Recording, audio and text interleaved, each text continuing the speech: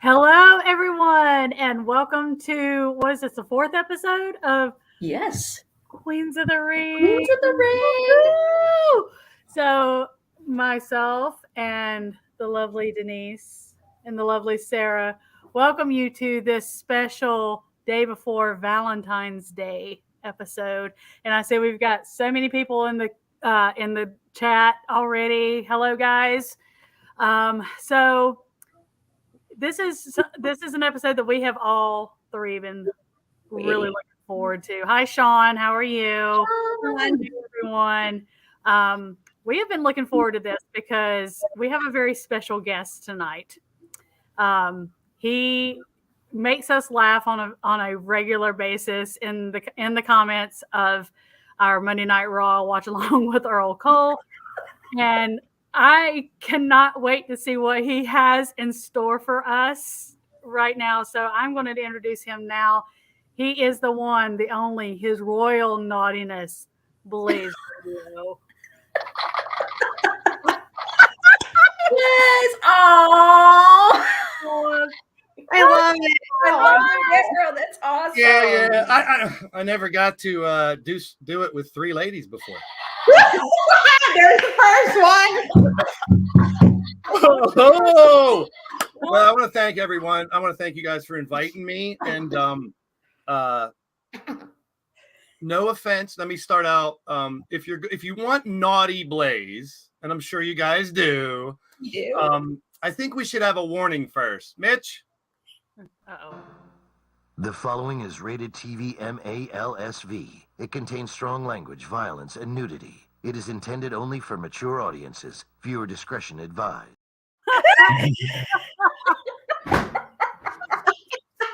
You guys remember the TV show Nip Tuck? Yes. Oh, yeah. That's I what love that's that from. show. I was going to say it. Show. Hold on a second. Oh my goodness. If we're really going to get naughty, I'm taking my clothes off. Screw it. Oh Lord. There it is. Woo! I got more Michael, surprises. you're here to party. Woohoo! This is for you, Cherry. I got Cherry 7-Up. Oh. And since you guys are my Valentines this year, and no offense to any of your significant others, but I got a candle for each one of you. Oh my Here's goodness. My one. significant other is my hamster. Mine's my right hand, so I literally have. I don't know where he's at. we got. Oh, that looks cool on the green He's not screen. doing Candle number parkour 2. somewhere, Denise? What? Is he not doing parkour somewhere? No, I have his cage right here on my coffee table, but he's in his Hardcore. wall somewhere. I shit you not, he literally does he'll scale the fucking cage at the top, like parkour. And then I'm dead serious. I got my tissues here in case I start crying. Oh. I got a I'm candle for sure the tissues are just for that, right? the lotions down here. I got my laugh track too, so Well, since this is your first time with 3 ladies, we'll try to be gentle with you. and I have 2 more surprises. This one is nothing, but the next one I probably will cry a little bit because I'm an emotional guy. You guys know it, Drum Monkey.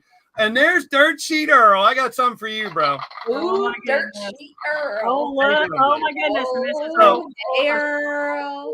The second surprise I'm going to do involves Earl, but I do have some candy for you ladies too. Aw. Chocolates. yummy, yummy. That was gross. You never know what's inside of those things. So It's a crap I- sheet. It can be gross I- sometimes. I wrote a little poem for you ladies.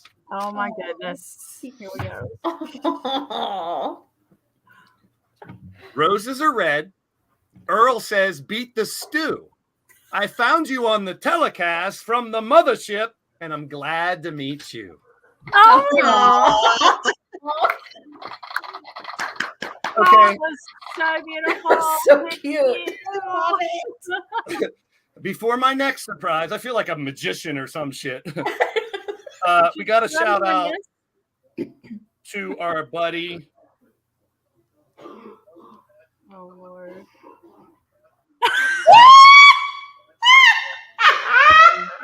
Orange Cassidy is awesome. Orange Cassidy is awesome.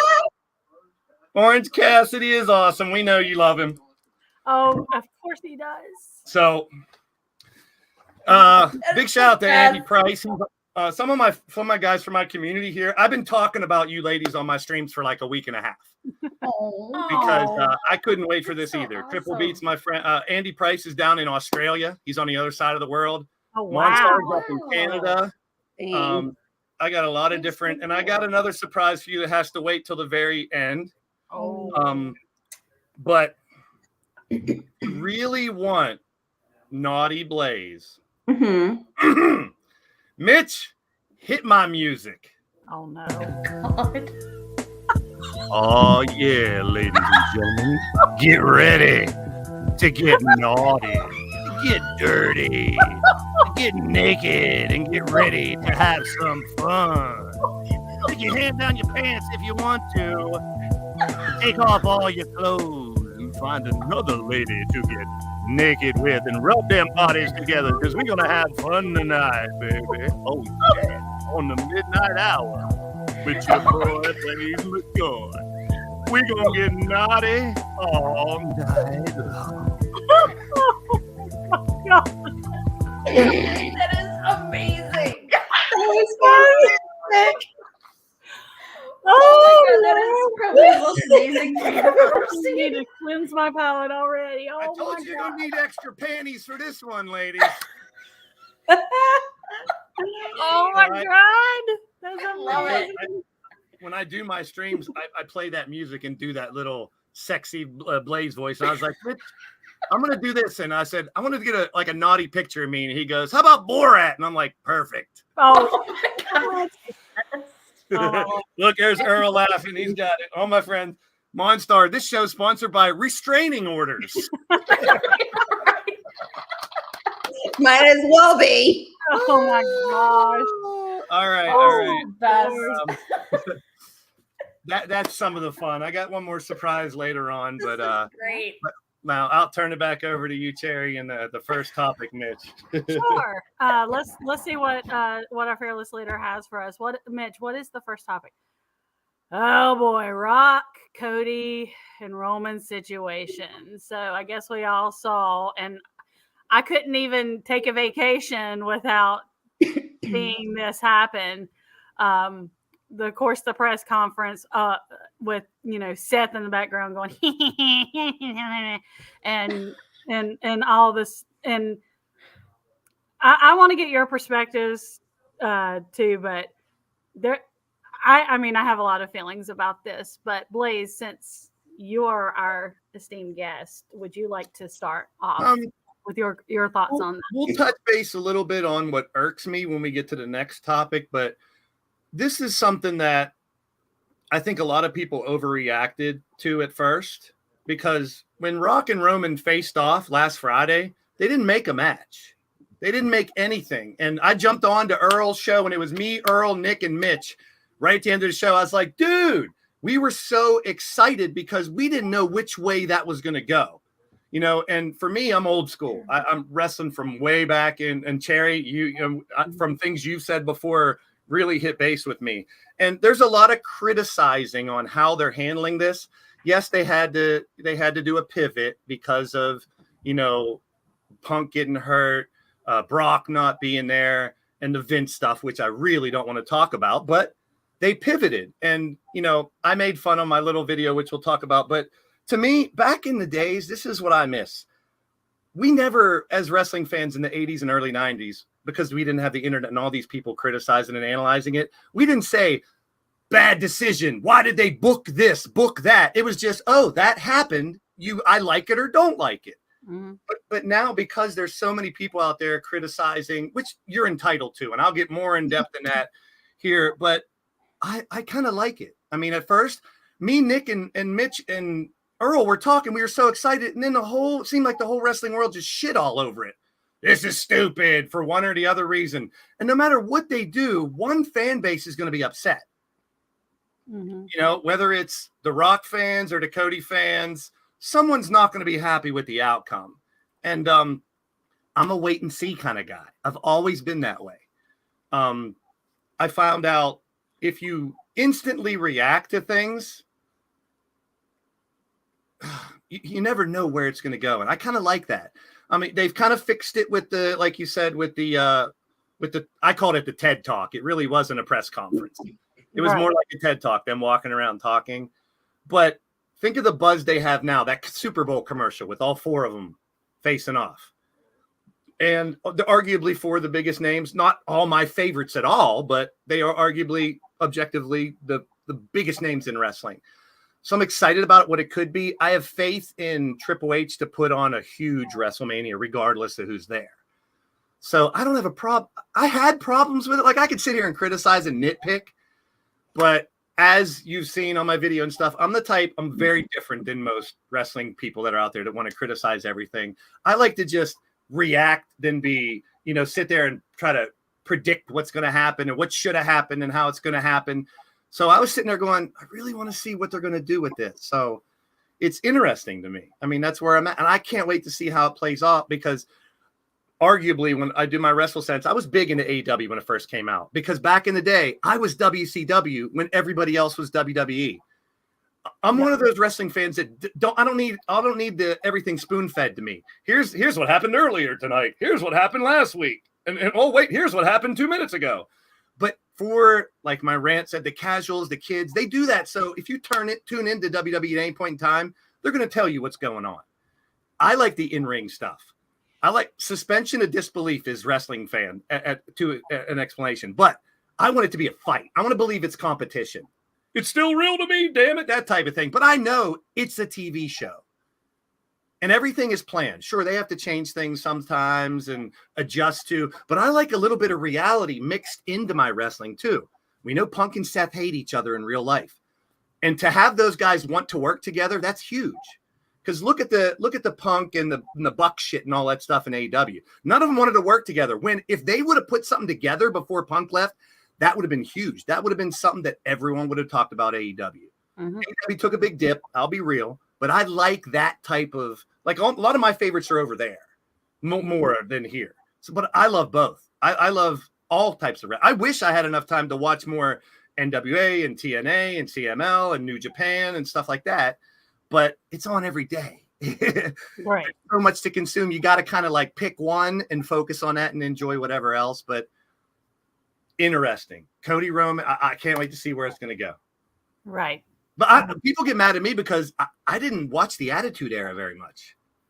I knew what was happening, but I was so into WCW, the Goldberg, the Sting, the NWO, Attitude Era, and that stuff I wasn't really into. But Ram, that's another one. New Zealand, other side of the country. My boy Ram. Awesome. Welcome. But that's where I'm at. I'm a wait and see where it goes, guy, and I hope it turns out good. Right. And I'm very much with you on the WCW thing because, I mean, that was Jim Crockett Promotions. Mid-Atlantic Championship Wrestling was, born of that. So that was, I much prefer that to the WWE. But, of course, I would flip back and forth between the two because that's what you did every Monday night. What I love when we were kids, it was always about, what are we going to talk about at the lunch table on Tuesday? Right. That type of shit, right? Right. So, like, I want those cliffhangers, and I want those things where we don't know where it's going to go. And we weren't getting that for the longest time in the past regime in WWE. Agreed. Absolutely on that. Denise, what were your thoughts on Rock, Cody, and Roman? I mean, I didn't watch the press conference, but what I did see on Twitter about it, I'm not really surprised. I did kind of find it entertaining, if I'm going to be honest with you. I mean, it does add fuel to the fire for this match coming at WrestleMania because, I mean, you don't know what's going to happen. I mean, is Rock just kind of how I'm trying to word it? Like, is he actually like on Bloodline's side? Like, is he have Roman's back or is he just like pretending that he does and then he's going to cost Roman the match? Kind of a thing, so he becomes head of the table. I don't know. I should watch it just so I can kind of see more in depth about it and everything and what like really kind of led to it. But I don't know. I like it because, like I said, it is definitely helping with the storyline and that and everything. And I did kind of like that little slap that Rock gave, although I'm still trying to figure out why Seth had to interfere in that. I know he did, but why? He's kind of like a fart in church. It's like, why are you hanging around? What are you doing? Why are you here? But after last night with him, it's almost sounded like he's wanting to be in Cody's corner, but I think maybe the reverse might happen because this is Seth we're talking about.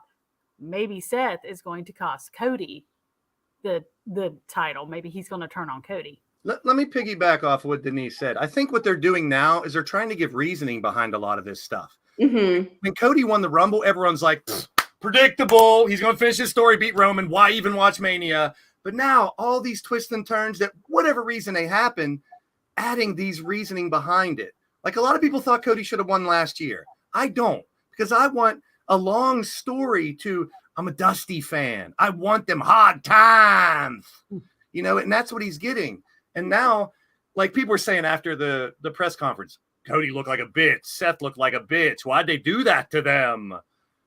Now, Monday, we got some reasoning. It's going to make them look like the biggest baby faces. And now you got two bad guys. And I like the Rock coming and getting cheered. That would have been predictable.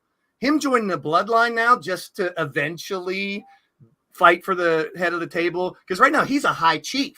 They're listing him as a high chief. And you don't hear Roman. He's really a high chief. Yeah, and you don't hear Roman talk about being head of the table and better than him right now. But eventually you got to think, just like Denise said, Rock's going to have a reason to be like, Roman, wait a minute. You're the young buck here. I'm the high chief. I'm higher than you. Well, I'm the head of the table. Then we got that match. And then there's reason behind the match. Instead of just going, hey, Rock's here. He's going to fight Roman. Now we're getting story behind it. Stories. That's all we hear anymore. But I like it. Yeah, but All I'm a right. talker, by the way, I don't shut up a lot, so fair warning. Yeah. Well, It's your show. I'm just well, sorry. I don't think any of us have a problem with that either. So. No. Everybody, yeah, these are the ladies I've been talking about all for the past 2 weeks, hyping them up. Yeah. Well, Sarah, what was your perspective on this whole thing? So when all this started, even before the press conference, so like when all of this started coming about, I, like Blaze said, I was bitching about it because one, I'm like, Cody winning the Royal Rumble, now that doesn't make sense. So I'm like, what's happening with that? Two, it seemed like they just inserted The Rock in because he's magically available to do WrestleMania this year, which that's fine because he's really big, he's very popular, a legend, all of that. But the problem I had with it was, okay, so Cody isn't going to be going against Roman at WrestleMania. So that means Cody's going to have to go and have a match with Seth.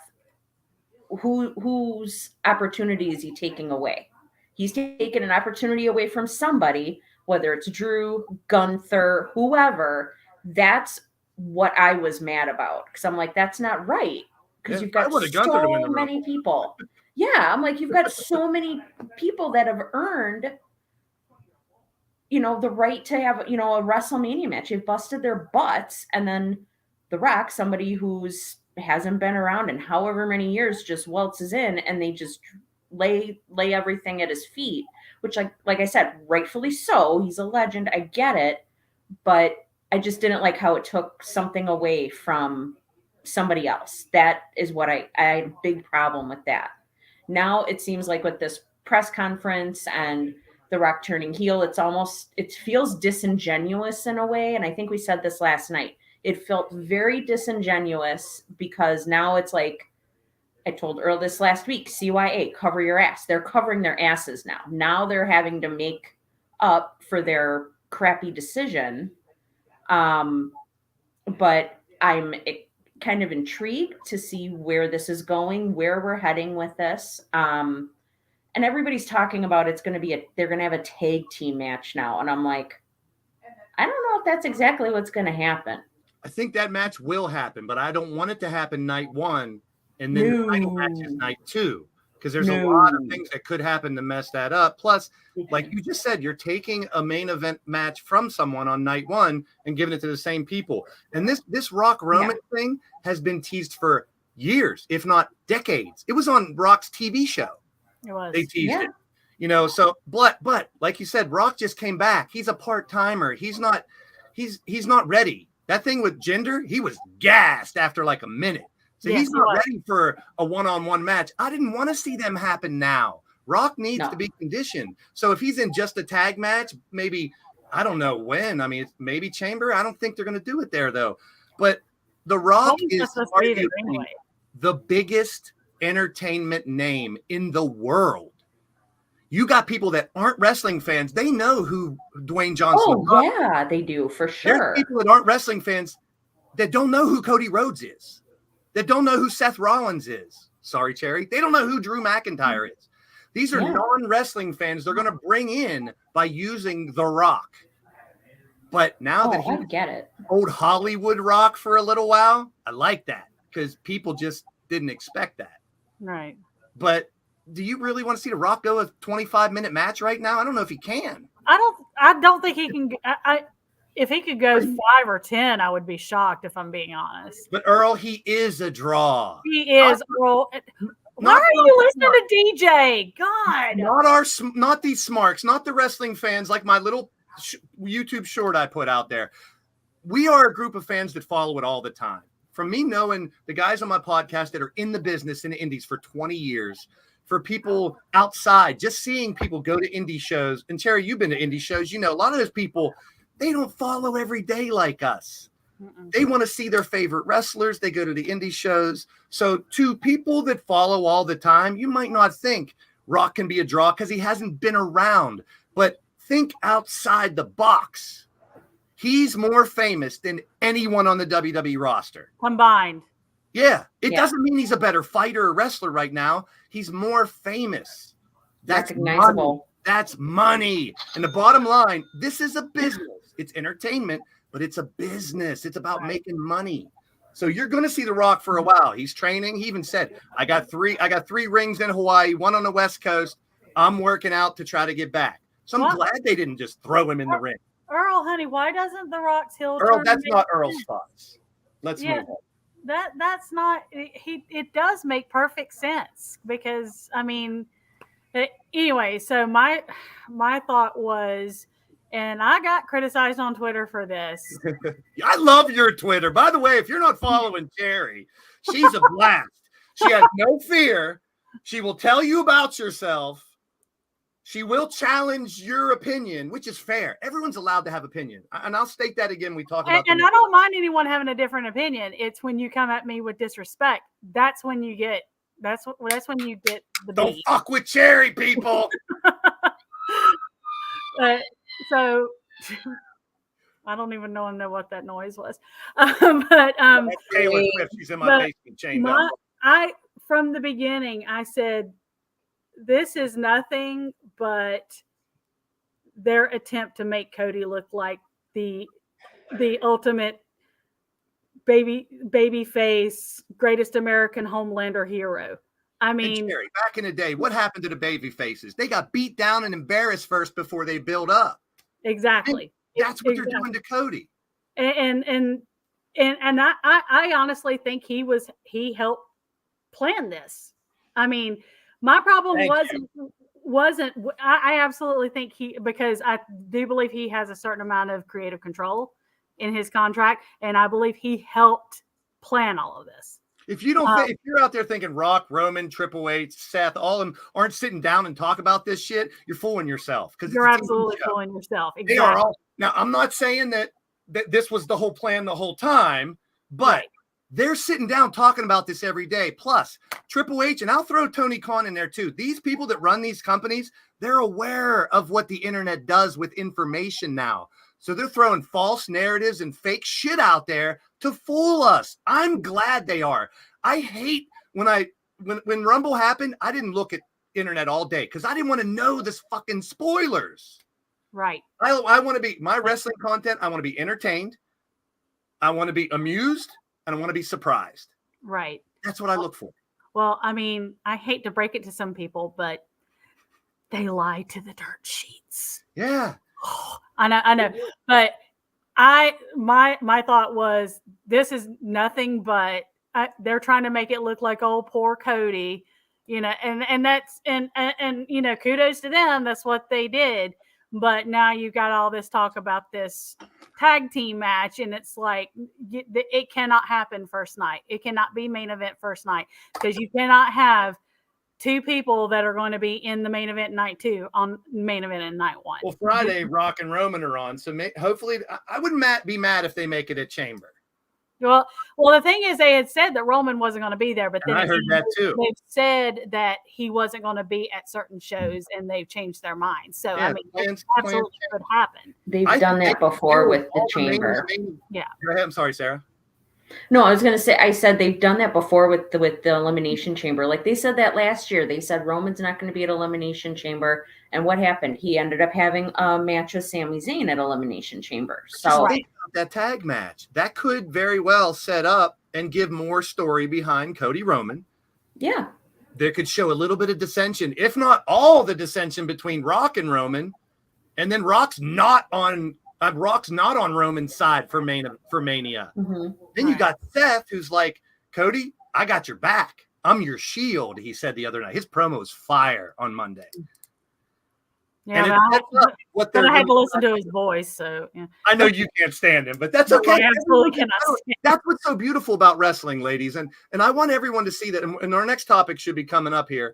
Yeah. And some of my takes that I had the other night is you're allowed to have a difference in opinion. Just don't not allow other people to have their other opinion because you're entitled to it.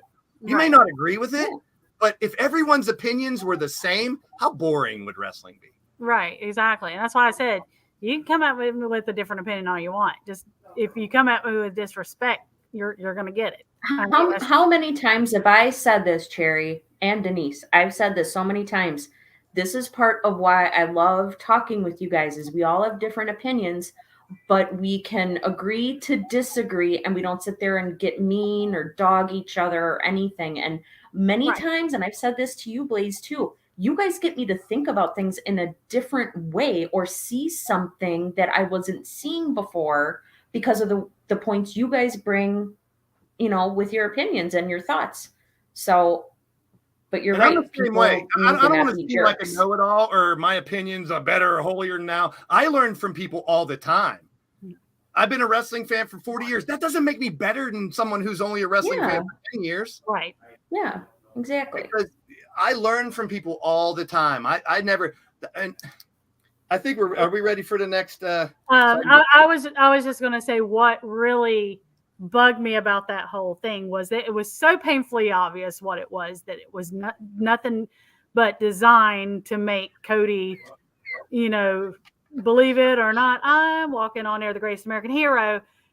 But the overreaction where Rock Daughter's getting death threats, other wrestlers, fans were getting death threats over this Yep. shit. Yeah, people are getting mad at, Oh. Did you see what Rock said to Triple H after the thing? Oh, shame on him. It's a show, people. And it's 9 Exactly. o'clock, so I got to sing my song for Mitch. It's brownie time. It's brownie time. Oh. What Mitch and brownies? It's brownie Right, Mitch, time. you get this It's brownie time. brownie on. There it is. Get your brownies, Mitch. But I mean, but it was just the fact that it was so painfully obvious what it was. But people, it's like their inherent nature now that they have to take things way too damn far with this stuff. You gotta have an open mind a little bit. You're allowed, you're entitled to your opinion. Having a little open mind, because like Sarah said, you never know when someone throws a different thing. Like, yeah, I never thought of it that way. And that's the beauty of being a wrestling fan. Yeah. I say it all the time on the podcast. It's a great time to be a wrestling fan. Oh, it absolutely is. I've said that so many There's times. wrestling every fucking day. There's so many, and for people who think, oh, WWE people hate AEW, they're all friends, people. Don't let it fool you. You seen the pictures of Britt and the ladies at the Super Bowl? They're all friends. I They're saw that. happy that their friends have a job at other companies. Yep. Because there's not enough. If it's just a monopoly of WWE, all these wrestlers don't have jobs. They're friends with people in TNA. They're friends with people in New Japan. They're friends with people on the freaking indies. Yeah, and I don't mean, celebrate oh, yeah. people losing their job. I mean, I know when people get fired and stuff, you're like, good, they deserve it. No, they're losing No, their they don't. Nobody does kids. lose their I job. do not Nobody. celebrate people losing their job. It might be a wrestler I don't like, which I don't mind not seeing anymore, but I'm not going to be like, yeah, fire, and they suck. These are Yeah, human he can earn money. Yeah. Oh God, no, that's so These are human tacky. beings, man. They're people that risk their body. I've talked to my man CJ Sensation from my podcast. He's wrestled for 25 years. He's fought AJ Styles. He's fought Dolph Ziggler. He's beaten CM Punk. He's Oh, wrestled wow. audio. I could go on and on and on. He always says they risk their bodies every time they step into the ring. For us, Yes, they do. fans. Absolutely. And a lot of fans take that shit for granted. Mhm. Absolutely. So I guess we can go ahead and move on to the next topic. I've got to put the young one to bed here, but CJ is better than Orange Cassidy. Lies, lies. Mitch, you know that no one's better than Orange Cassidy to you. We know that. We all know that Orange Cassidy's your bestie. Bestie. All right. So I our like next the topic- saying. You ever hear the saying, be better, not bitter? A lot of wrestling fans should take that into consideration. well, there's a lot of things that a lot of wrestling fans should Yeah. take into account, but they don't like to do that Crazy. because they would have to think. But did I say that out loud? Anyway, so our next topic is and I'm not even going to call it a rant. I know. I said it was because, and I'm not a clickbaiter. I don't like doing that shit. When I started this podcast, I'll be right back. By the way, I'll be right back. I'm when I going started this podcast 2.5 years ago. I have friends that have been in the business, just indies. Pittsburgh's a nice hub for indie wrestling. There's 6 or 7 indie feds around here. I've done ring announcing for 2 different feds. I've been the ring announcer. Coming out next. No way. 6'6", weighing 300 pounds. CJ said, yeah, I got the. That is so cool.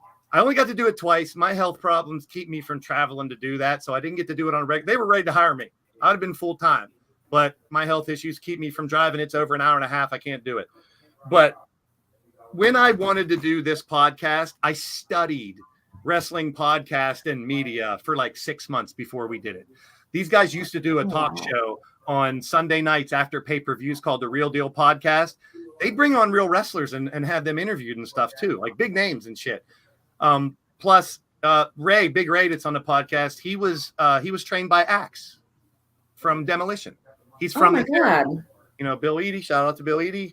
And these guys know a lot of guys. I mean, when we went to the first AEW show, CJ was texting Britt on his phone while we're sitting there. He's like, look, I'm like, so I was like, let's do a podcast. Let's bring back your show. But here's the problem was these guys are so busy. They all have jobs or two jobs, plus their indie work. They have families, they have wives, they have kids. So after AEW show, we were in a parking lot trying to figure out a time and a day we can do this podcast. We figured out Thursday nights, and it was cool. We did like one show was, I didn't want it to be the same as all the other podcasts that are out there. So I wanted to be a little bit different. If you've ever seen Pat McAfee's show, his podcast, it's a bunch of dudes sitting around talking about sports. I wanted Pat just sitting around talking about wrestling. So for 2 years, we did over 100 shows, and we're taking a step back because they're too busy. They can't do it every Thursday. So I'm still going to do it every once in a while. We still joke each other. We're like brothers. Those guys would be at my house in a second if I needed help with something. But I wanted to get some things off my chest, and I was like, no offense. And they're like, I can't make it. And Doc is the lead commentator for 4 indie feds in this area. Damn. So he's met hundreds of wrestlers. He's the lead commentator. Once a month, he's going to Erie and all over Pittsburgh doing commentator. And Doc's a great guy. He's one of the nicest guys you'll ever meet. So I had different perspectives, all 4 of us. And we did like the greatest tag teams of all time, the greatest stables of all time. And then we reviewed and previewed pay-per-views and stuff. But I didn't want to be the type to sit there and be like, this should have happened. That should have happened. Now, CJ will. And Ray used to book. He ran an indie fed, which is paying the talent, working the talent, booking the shows, everything. So those guys knew their shit. I was just the host. I was the fans' perspective. But I just got so flooded with all these opinions, which everyone's entitled to, because I wanted to study it. I wanted to know what I was talking about. So I got so mad with media. Now, granted, in the rant, I said, in America, the First Amendment, it has freedom of speech. So we're all media if we want to be. But there's too many people that were never hired to think, my opinion is better than everybody else's. Listen to me, which they're entitled to. But the media has been so twisted. So I wanted to talk about that. I talked about the Roman Cody stuff. IWC is International Wrestling Cartel. That's a huge promotion here. It's been around for over 20 years. So to me, there is no IWC. Internet Wrestling Community doesn't exist, people, because it's not a community. A community is the people that work together. There's no IWC. You can generalize wrestling fans on the internet, but that's not the IWC. Tribalism is at a high right now. It's disgusting to a point. I wanted to rant about that. So stupid. We talked about it, and I did my little YouTube short on kids and casuals. We forget, because we know a lot about what's going on a regular basis, that there's kids. Doc has an 8-year-old, which is loves wrestling. And when Cody won when Cody backed off and let Rock take his place, he was like, but Dad, this was Cody's time. He was crying. Like, people get emotional. I get emotional. I want to dive into I want to forget about what's going on in my real life and have fun with the fantasy of wrestling. So I wanted to get this shit off my chest. So it was more of a rant than people in my community are used to. Because I want to be funny. I want to make people laugh. I want to be silly. If you watch the first 10 minutes of this show, I want to be a weirdo, not a nerd, a geek, a dork, but not really nerdy, but fun. It's called escapism. Come to the internet, come to my show, come to my channel. Forget about, your dad that's dying with cancer, or you're sick, or your friends that don't come around, all the bullshit that people live with. And over half of my community is either mentally or physically disabled. But I've had some real contact and friendship, and a lot of people that are disabled, they got superpowers. They're brilliant. So I want to bring them to the forefront too, and a lot more. So and like Firestar said, I love to bust people's balls and have fun with it. One of my final things was to say, it's a TV show. Don't forget, it's a TV show. Get invested. Dig deep into it. But don't forget, and I keep saying it because I want to drill it into some of these people's heads. It's a TV show. And entertained, amused, and surprised. I'm a note taker. I don't have a very good memory. I was a pothead for a long time, so that didn't help either. But like my notes for that show are still right here. I didn't want to miss anything. Yeah. My friends busted my balls. They were like, Blaze, you can't be a heel. You're trying to be a bad guy. You got to have notes. It wasn't from the heart. And I'm like, that's just me. And what I've learned, because when I started, I was coming off of really bad relationship, tons of, problems with my health. And I dug deep into this internet, YouTube thing, because I wanted to bring people together from all over the world. That's why I'm introducing you to some of the people in my community that are coming in here, because the Hardcore Sports Network, the Blaze Radio Network, we got the same ideas. Me and Mitch, he tried to get me on this network for almost a year, but I didn't want to overload myself because that's when I crumble. But I got a lot of stuff off my chest, and I got to explain to people WrestleSense, the podcast, because WrestleSense, your WrestleSense is your sixth sense as a wrestling fan. You like who you want to like, hate who you want to hate, cheer who you want to cheer, boo who you want to boo. You don't have to agree with everyone, just like Sarah said earlier, but try to respect other people's opinions. You can say it's dog shit because I don't like your opinion, but to say you're not allowed to have opinion, that's bullshit, people. Don't let someone on the internet tell you can't have your opinion. Exactly. And when that Roman Rock shit happened, not just little podcasters, but people that were like hundreds and thousands of followers that have been around for 10 or 20 years, they got worked. They got worked because they thought they knew where it was going. Yep. And whether WWE had to pivot or not, that doesn't matter. They always do. But I wanted you guys to watch it. So we made a little chat. And I said, here's some homework for you ladies. Watch my video. It's not really a rant. You guys are right. Because I didn't sit there. I did almost lose my voice doing it. Yeah, you did. If you watch my e-fed, I do play-by-play. I do play-by-play for 2 hours straight. I have over 1,000 shows that I've done. And what it is people create their characters. They send them to me. I let the computer play, and I'm your dungeon master. I take you along a journey, and people role play in the chat and be their characters, and we have fun. We just forget about it. We have fun. So cool. I've got 90 different people together. Some people who do the e-fed stuff, they do 10 of their characters. They have 10 people. And I'm not a pat myself on the back type of person, but I brought 90 people together. A lot of them hate each other, but they let that go to play the game with me and have fun. And I think that speaks volumes. Yeah, Count Z, I always say something really corny. I say I want to put unity back into the community. And that's corny. It sounds dumb, but that's what I want to do.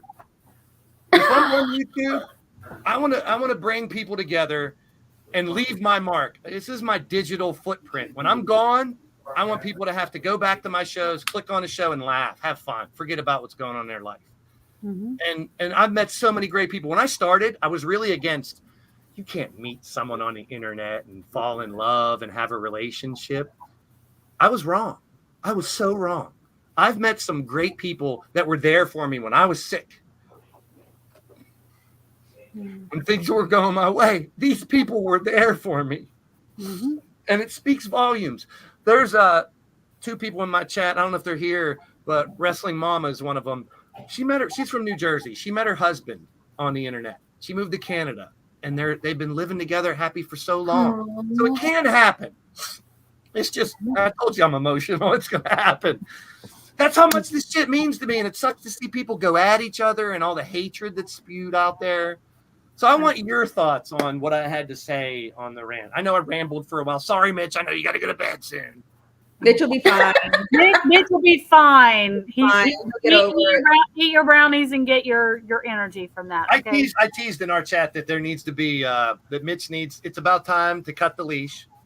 One of you guys can run the show. Mitch doesn't have to sit back here and push buttons. Do a phenomenal job. I've known Sarah in chat for a really long time. She's been around for a good while. Mm-hmm. Sherry, you came along and took this, and under your wing, you're an amazing host. And Denise is newer, but she fell right into the mold. You three are awesome. I'm so blessed to be here. So I want your takes on my video. Well, I mean, I guess I can go ahead and start that because, I mean, you're absolutely right that it can bring people together. It brought me and Denise together with a group of us who are Drew fans. We have, kind of formed our own little community and really bonded. But like you said, people just they take it seriously. And like you said, I love the fact that you can get into characters and you can get into storylines. I mean, my dad's best friend was a professional wrestler when I was like 4 years old here in the Crockett territory. And I knew that, what kayfabe was, and I knew what, that these people were actually friends backstage. But I never told my friends that watched wrestling. I never told them any of that because I wanted to kind of, even at that early age, I wanted to kind of preserve that. Same way. That thing for these people, that magic for these people. And I also wanted to get lost in the stories. Like, I really got upset when the Rock and Roll Express got beat up by the Russians. That was, that's just one example. And it's okay. Like you said, it's okay to be emotional. I mean, you didn't see me when Drew McIntyre won that championship for the first time. I was bawling my eyes out because I've been a Drew fan since 2007, and to know what he's gone through and to see him go through those things and for him to finally win that match was just the most, it was so emotional. It just felt like, it finally happened. And like you said, these stories, wrestling is stories, whether, back in the day, they were more athletic based as far as, I'm going to beat you for this title, or I'm a better wrestler than you. It's kind of evolved from that. But with the advent of social media, you have communities that come together, like those of us within the Drew fan community, and like, the people in your chats. But you also have these people that are miserable in their life to begin with, and they want to bring you down to their level. And so they think that they have free reign to not just tell us what we should like. And because I've experienced that too, but they also do it to the wrestlers too. Yep. They go into these wrestlers' comments and say the nastiest, most horrible shit that I've ever seen. And it's like, you would never do that in person because you would be a greasy spot on the pavement if you actually said some of this shit. That's just a fact.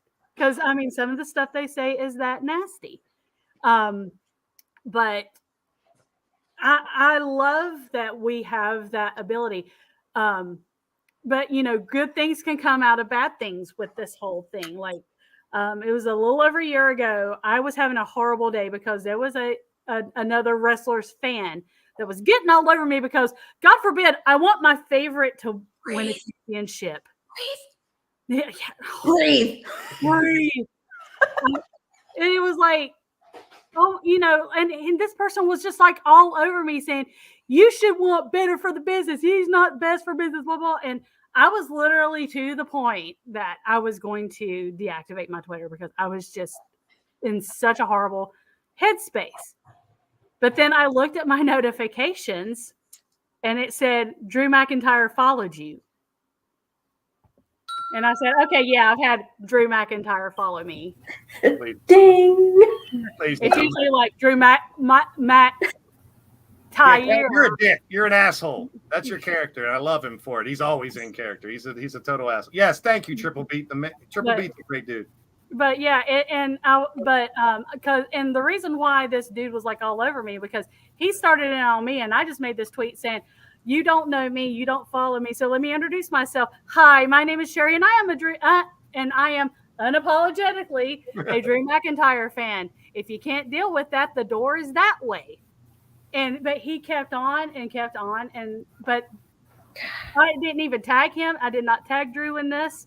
I didn't say. All I said was his name, and it said Drew McIntyre followed you, and I'm like, okay, yeah, it's another fake. And then I clicked on it, and it had the blue check mark, and it had the million whatever followers, and I was like, oh my God. it finally happened. I had been, but like you said, there in the dark times that we experience as wrestling fans because of other people can make your experience very, I don't want to say pleasurable because you're sitting next to me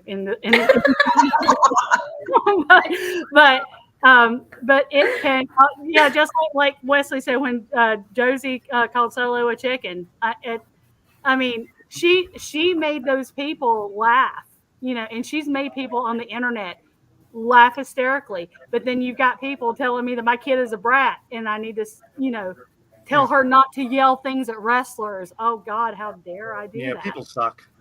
They truly do suck. And, and I just tell them, my 10-year-old child is more intelligent and better and more well-read than you will ever be. So shut the fuck up. I got a negativity filter on me, and a lot of wrestling fans don't do it. I'm the opposite. I could sit here like on the podcast every week. I would say I could nitpick at a couple things I didn't like, but I'd rather talk about the things I liked about the shows that we're on this week.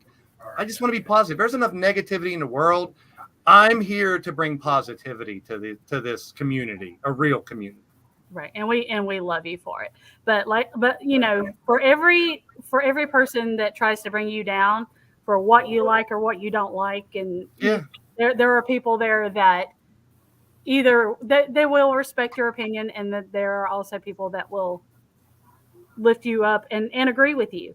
And when you find that common ground and you find that, it makes it all worth it.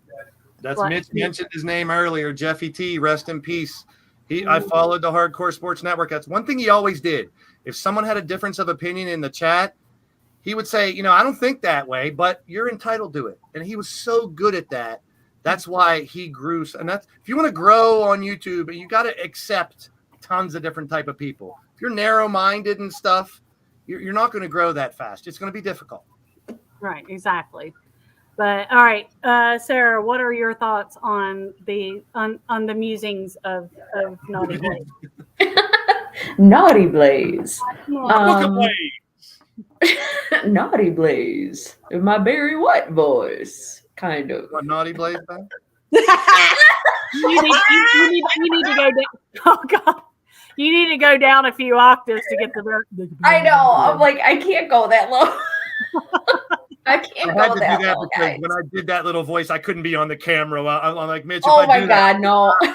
I have to have an avatar. I would not have Sarah, been I think able you to. summed it up because you said earlier, even in the chat, it just my talk that I did opened up maybe a different opinion. There's something else to think about that you might not think about. And that's all I wanted to do. That's all I wanted to do. Right, exactly. Yeah. Like I said, I'm always down to listen to a good rant. And I figure, and when you told us to watch it, I was like, well, he says it's a rant. I'm like, Blaze is like really super nice and he's kind and he seems pretty soft spoken. I'm like, am I finally going to get to see Blaze lose his shit? I'm like, okay, I'm down for this. It was passion more than anger is what it was. Yeah. Yes. So I was like, okay. So when I was watching, I'm like, wait, he's not really ranting though. I'm like, but he's making his point without cussing, without yelling and having, veins pop out of the side of his forehead. I don't cuss at all. I never fucking cuss. Never. Shit, really? I wouldn't fucking guess. Shit. But I mean, and it's true. I could sit there and cuss the whole way through it, but if Yeah. you only use the cuss words, they're more powerful if you use them sparingly. Exactly. Well, yeah, and you weren't saying them like in a mean way. You know what I mean? You were cussing, but you weren't saying it in a mean way. You were using it as to help with the description and to help get your point across. So that's why I don't mind it. Is Dead had a dual meaning. it meant, was my podcast ending? And I just wanted people to wait to the end to see it's not ending, it's changing. But your wrestle sense, it seemed like wrestling fans' common sense was dead because they want to draw their own conclusions instead of let things. So it had a double meaning. Yeah. I mean, and I was really glad though that that you presented everything the way you did, because I'm like, as you were going through your 10 points, I was like, yep, I agree with that. Yep, I agree with that. And it's like, yep, I've been preaching about that for 6 months now. And there were other things where I'm like, you know what? I do need to remember more that there are casual fans and kids. That was one of the ones that jumped out. It's like, not everybody sits and watches all the shows every week like we do. So I do need to be more mindful. It's like, I do need to be more mindful. Like, they're catering to kids and people, like you said prior, a little bit ago, that everybody knows The Rock. Yeah. Everybody recognizes that name. Everybody knows who he You don't is. have So to the like fact, him, but it's exactly. So bringing him in, I totally understand how it's going to get more eyes on the product. You're going to end up making a bunch more money because you have more people buying tickets, buying the merchandise and those types of things. So, and the fact he's on the board, that's a bad timing, because now a lot of people are going, oh, this is only happening because he's on the board. And it's like, you don't think The Rock is a businessman that's sitting down? I've heard that a lot. How should we do this, Triple H? How should we do this, guys? Yeah, he's going to throw his weight around because he is the fucking Rock. But exactly, not the end all be all. And I think he knows he wants to do what's best for business. Mm-hmm. He wants to help make money.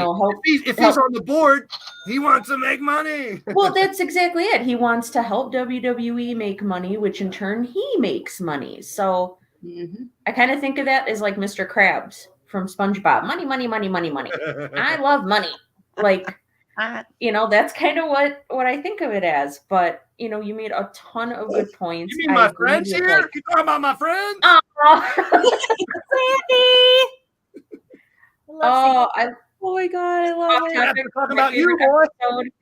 My favorite episode of SpongeBob ever was when he ripped his pants. I ripped my pants. Oh, jeez. Because I ripped my pants. Mitch Plankton down in the corner. Mitch Plankton. He does look like Plankton. Oh, I make fun of myself too. I guess I'm fucking Squidward because I got a big nose and a bald head. So. Oh my god! Oh my god! It's pizza delivery. Yes, that is a good one too. Yeah. I just remember when my nephews were really small, they used to get up and with their little toy instruments and act out like that part where they were singing at the end there when they were singing the song, and that's why that episode is very near and dear to me. But no, like. And I really enjoyed the point that you made about tribalism, because I don't understand why everybody's got a problem with. I mean, aren't you happy that other people have jobs, and aren't you happy that we've got wrestling shows on consistently 6 days a week? 6 days a week, there's wrestling on television. 6 days a week. Yeah, sometimes 7 if there's a pay-per-view. Yep. Like the weekend that Revolution is on, that's on a Sunday. So. It's like I watch AEW, I watch WWE. There's both. I've had people say, "Well, you're more of a, you're an AEW fan. You don't care." No, I care about both, because there's things that both places are doing very well, and there are things that both places are not doing so well, and they really need to work on. They're different. I think them as different. If they were exactly the same, it's boring. Exactly, but it's like. I watch a bunch. I mean, and Cherry got me into TNA. Yeah.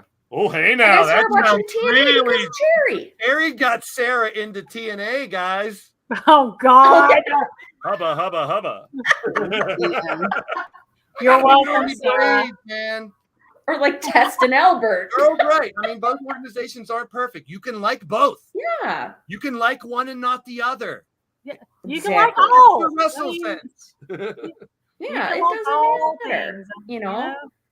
Don't worry, Mitch. The other 2 segments we can go through fast. Don't worry. Yes, we'll go through fast. So yeah, that's all I wanted to say. This is great. Yeah, Mitch, you can chill out. It's okay. You be alright. You're a big All right. boy. Just go eat some more brownies. Eat the brownies. All right, Denise, what are your thoughts You're on good. the on the musings of our esteemed guest here? Makes me want to blush. I hate being the center of attention. I really do. Oh, whatever. I really do. That's why on my eFed, I don't even have my picture up there. I want it to be about the wrestling. Unless I'm getting people together and sending a positive message, I don't want the focus to be on me. Tonight, it should be on you guys. I'm blabbering and I'm elaborating because that's me. And I got my little surprise at the end for you guys, but I don't want you. I'm not egotistical. I'm a very humble person, but my parents raised me right. You are. They raised me right to respect everyone's opinion and try to bring people together and have fun. Yeah. I'm sorry, Denise. Go ahead. No, you're good. I always You're good. You're good. because it always makes sense. Exactly. I appreciate that, and I'm a humble guy. But I just want, if I reach one person or two people from that video, that's all I wanted to do. And it seems like I reached a lot of stuff. Some people were in my DMs like, "You should do that every week," or so. I was like, "No, it's not me." I went outside of my wheelhouse a little bit for that. But it needed to be said. I felt so good after I was done. Ask Mitch how emotional I was when that was over. Me and him behind the scenes talked. Right after I was done, he popped in and I unloaded. I was like, oh, that felt so good to get off my chest. I know some people will take it wrong and think that I'm Mr. Know-It-All telling you how to think. I would never do that to people. Drum Monkey's a great example too. Me and him have talked a lot. He goes through a lot of shit in life too, and I helped give him that. His mother and him sent me a care package once. They know I'm a collectible guy. It was little sports bears and tons of sports cards, basketball, football. It was a big, huge box. Like I cried when I got it because I was like, you didn't have to do that. He was like, sitting in my closet. I didn't need it. She sent it to you. And that meant the world to me. That meant the world to me. So I love you, Drum. You're awesome. Yeah. Sorry, Denise, your turn. I'm done. No, you're good. Please start talking before I do. A mixture of both what Cherry and Sarah said. I mean, like and even you, Blaze. I mean, like you said earlier, you get emotional very easily. I do as well, and being a Cancer doesn't help in the slightest bit with that. Because I take things very personally as well. So when I have somebody come at me with something, like I get super defensive and everything, and I'll just like either go off on you or like I'll just like back off and just like cry because it's like it bothers me so much. But like for just the escape and everything with the whole like kayfabe and its storyline and stuff, and it's just the TV show. Like I remember, like I mean, again, Ash, Cherry. I remember back in September when Bloodline took AJ out. Like I knew it was storyline, but I was so freaking upset like that. I legit cried. And I mean, like I have bad depression, so with him being gone for as many months as he was, like it declined and it declined and it declined. I was just like, I don't know how much more of this I can take without him like not being on my TV screen, because going back and watching episodes, it's one thing, but it's not the same thing. And with Sarah, I mean, it's just like it gets you to think more about it. It's like some of the stuff you said, just like, yeah, I thought about that. It makes sense, but at the same time, it's just like I didn't think outside of the box with it. So, and it's just like so many other different things could be added to it or it could be taken out. I mean, like it could be like rectified like that. It could go on for 4 freaking years. I mean, like there's just like a plethora of things that can like happen. It's just like you gotta take the good with the bad, and yeah, like you're entitled to your opinion. Don't attack somebody for like putting their thoughts down on paper, or on this case, like the internet. Because I mean, you don't know how that person's feeling. You don't know what that person's going through. You may not agree with them, okay, but I mean, like respect their opinion. Yeah. And people are allowed to disagree with anything I said on it. It's not. I wasn't preaching. No, like literally everything you said, it made sense.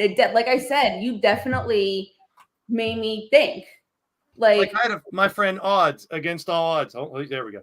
Against All Odds. He sent me a message. He right on the video. He goes, I respect your opinion, Blaze, but I don't think that Roman and Rock was a cliffhanger. And he explained why. And I was like, you're entitled to your opinion. I'm going to disagree because we didn't know. To me, a cliffhanger is we don't know where it's going next. Yeah, did I agree on how they did it and why they did it?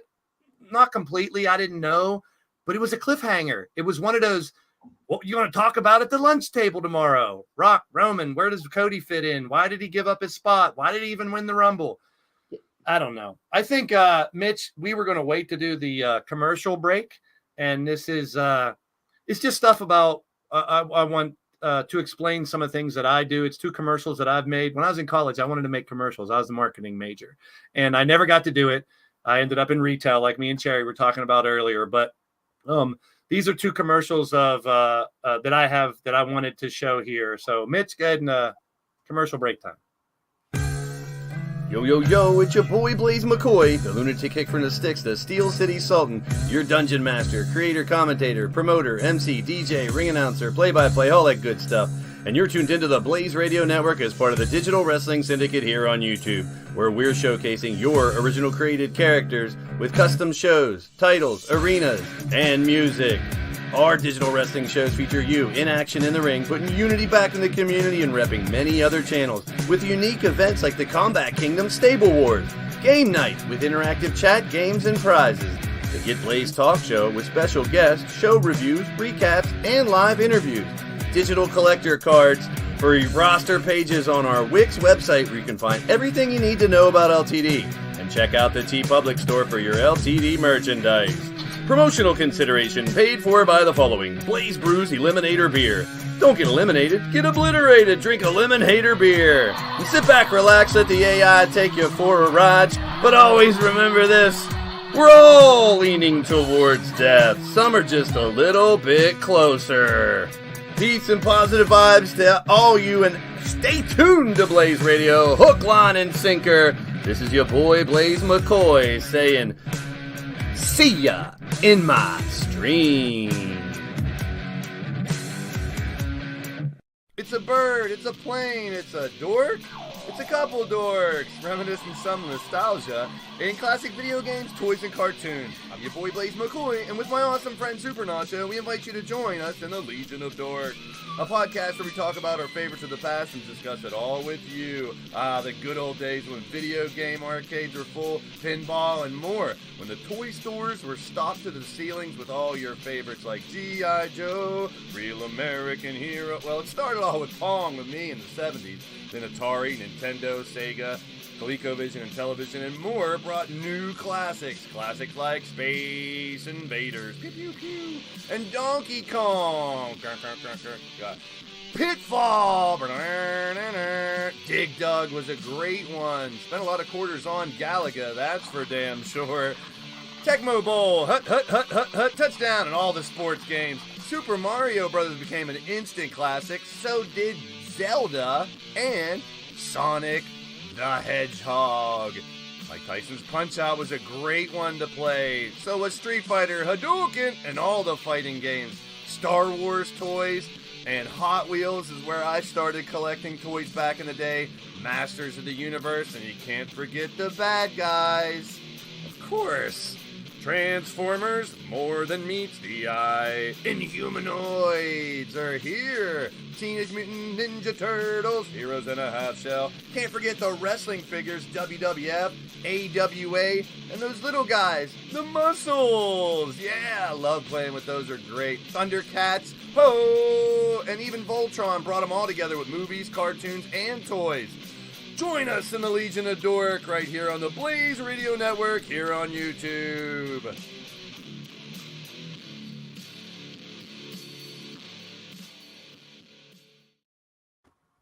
Oh my God. So much of that stuff brought me back. I know. I was just like, I gotta give credit to Super Nacho, my friend, who he's the moron of Steel is his character, like a nerdy Superman.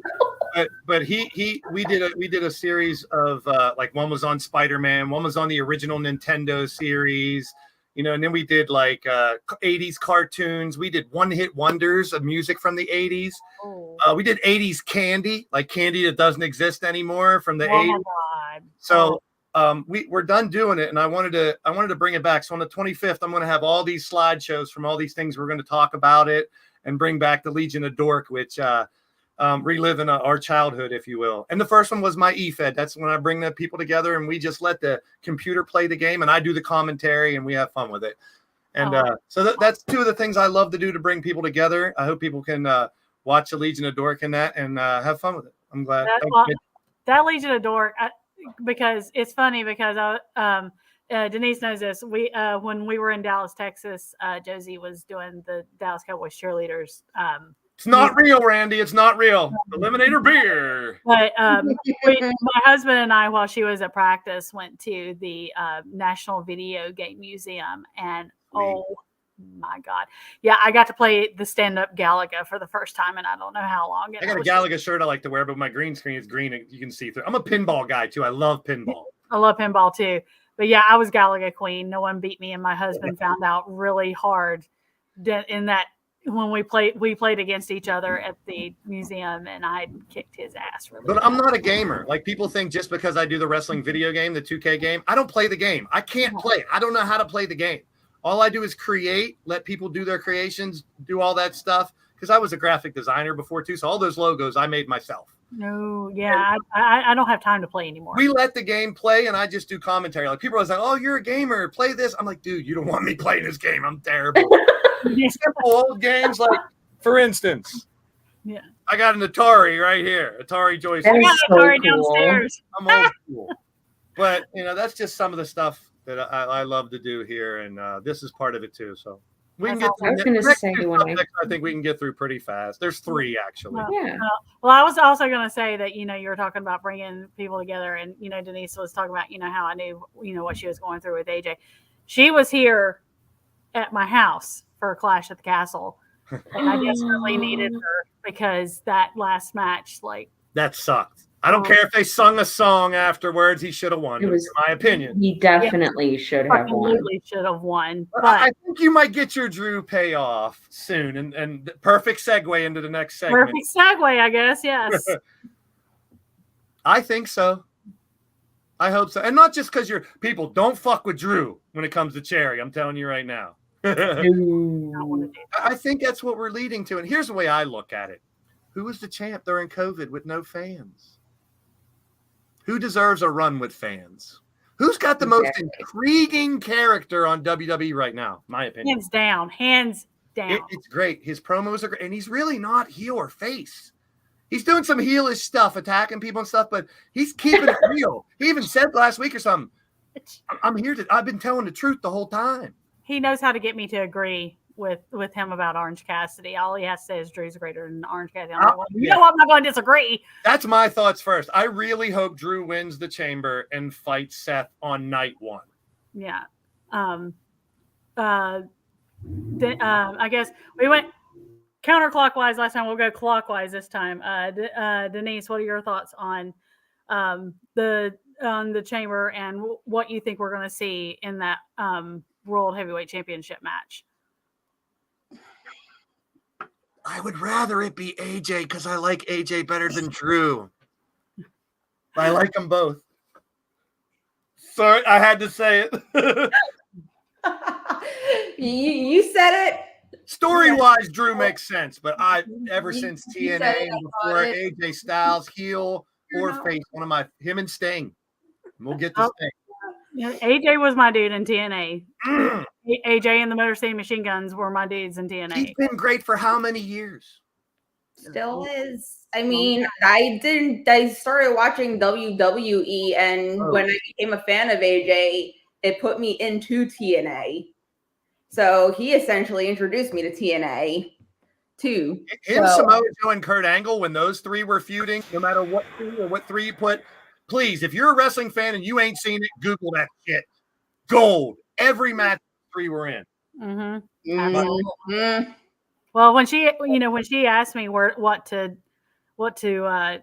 she should start, I literally said Samoa Joe versus AJ versus Christopher Daniels.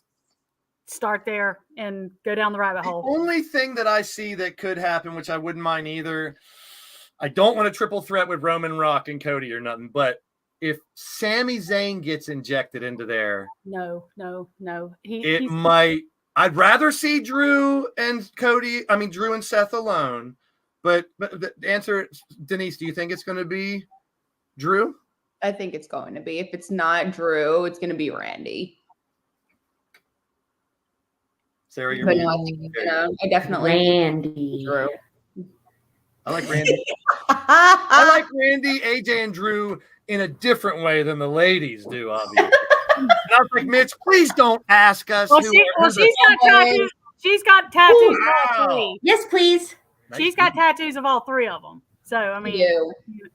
so This is Good so one to cool. have. I like them What differently. I said, Mitch, please don't ask us who the sexiest man or woman are. I love that Do it, question. That was the best. That was the first show. Oh, Mitch, no, Mitch, no. Go watch the old Queens of the Ring. They were all good. God, Please Mitch, go watch the old versions of Mitch. Queens of the Ring. If it's your first time watching Queens of the Ring, because it's on my channel tonight, go to the Hardcore Sports Network. I think Subscribe. that was the Watch very first They are episode. great. Oh my God. All right. So we don't get off track. Sarah, do you think it's going to be Drew? I think it's what makes the most sense storyline wise. I think it makes the most sense with who deserves it. And I agree with Earl's comment in the chat. WWE owes Drew a receipt. He held that title down during the pandemic in front of 0 people, in front of empty crowd, empty arenas. Like they owe him a receipt. I think it makes the most sense, like storyline wise. Would I like to see Randy do it? Of course I would. However, because now they've pivoted back to Cody facing Roman, it doesn't make sense to have. I think it just makes more sense. I don't think it makes sense to take somebody from SmackDown and put them against somebody from Raw. They're already doing that. They don't need to do it again. But it's just he deserves it. It's what makes the most logical sense. right. Producer Mitch, do your job. Drop the link to the playlist in the chat. And- Do I have to tell you how to do your job, Mitch? Damn. Jeez, Mitch. Oh, and I like how Slacker.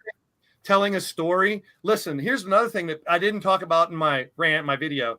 You can tell a story just by the fighting in a match. And a lot of people Yep, you sure forget that. can. Working on a certain leg or a knee injury or how they approach the fight. You can tell a story just in the fight. It doesn't Sure always have to can. be a soap opera story. And that's become such a lost art form. That's why like AEW tells more stories about the fight in the ring. Yes, they it's do. more reminiscent of Of like WCW. NWA, and old school AEW. NWA. Absolutely. Yeah. And WCCW. A lot of people forget a world-class wrestling. Now it's getting a lot more shine because of the Claw movie and the Von Right. Erichs. But Right. I love that shit, man. The Missing Link and One Man Gang and Dingo Warrior, who became the Ultimate Warrior. I mean, WCCW was fun to watch. There you go, Mitch. Good job. Here, hold on. Well, I mean, you have Von Erich versus the Freebirds. I mean, that's Yeah, Freebirds. Yep. Yeah. And you were And- talking earlier, we're getting a little taste of it. And that's what I like about AEW too, is they brought in some New Japan stuff. People are like, oh, there's too many ROH New Japan stuff. It reminds me of the territories. And if exactly. you remember, the Freebirds would be on NWA. Dusty would be on WCCW. They shared talent.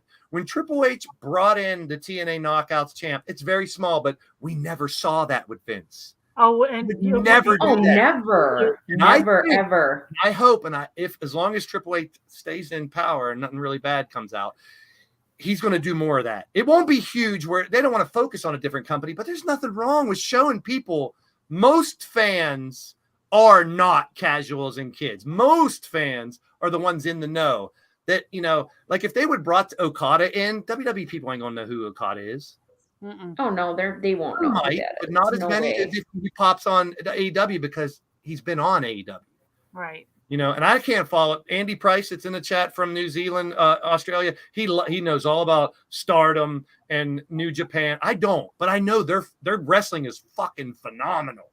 Right. And Ospreay, and Okada and I'm so Mercedes. excited for Will Ospreay to come to AEW. They have you have so, no Ospreay idea. and Okada have so much talent, but the people in America haven't seen them enough.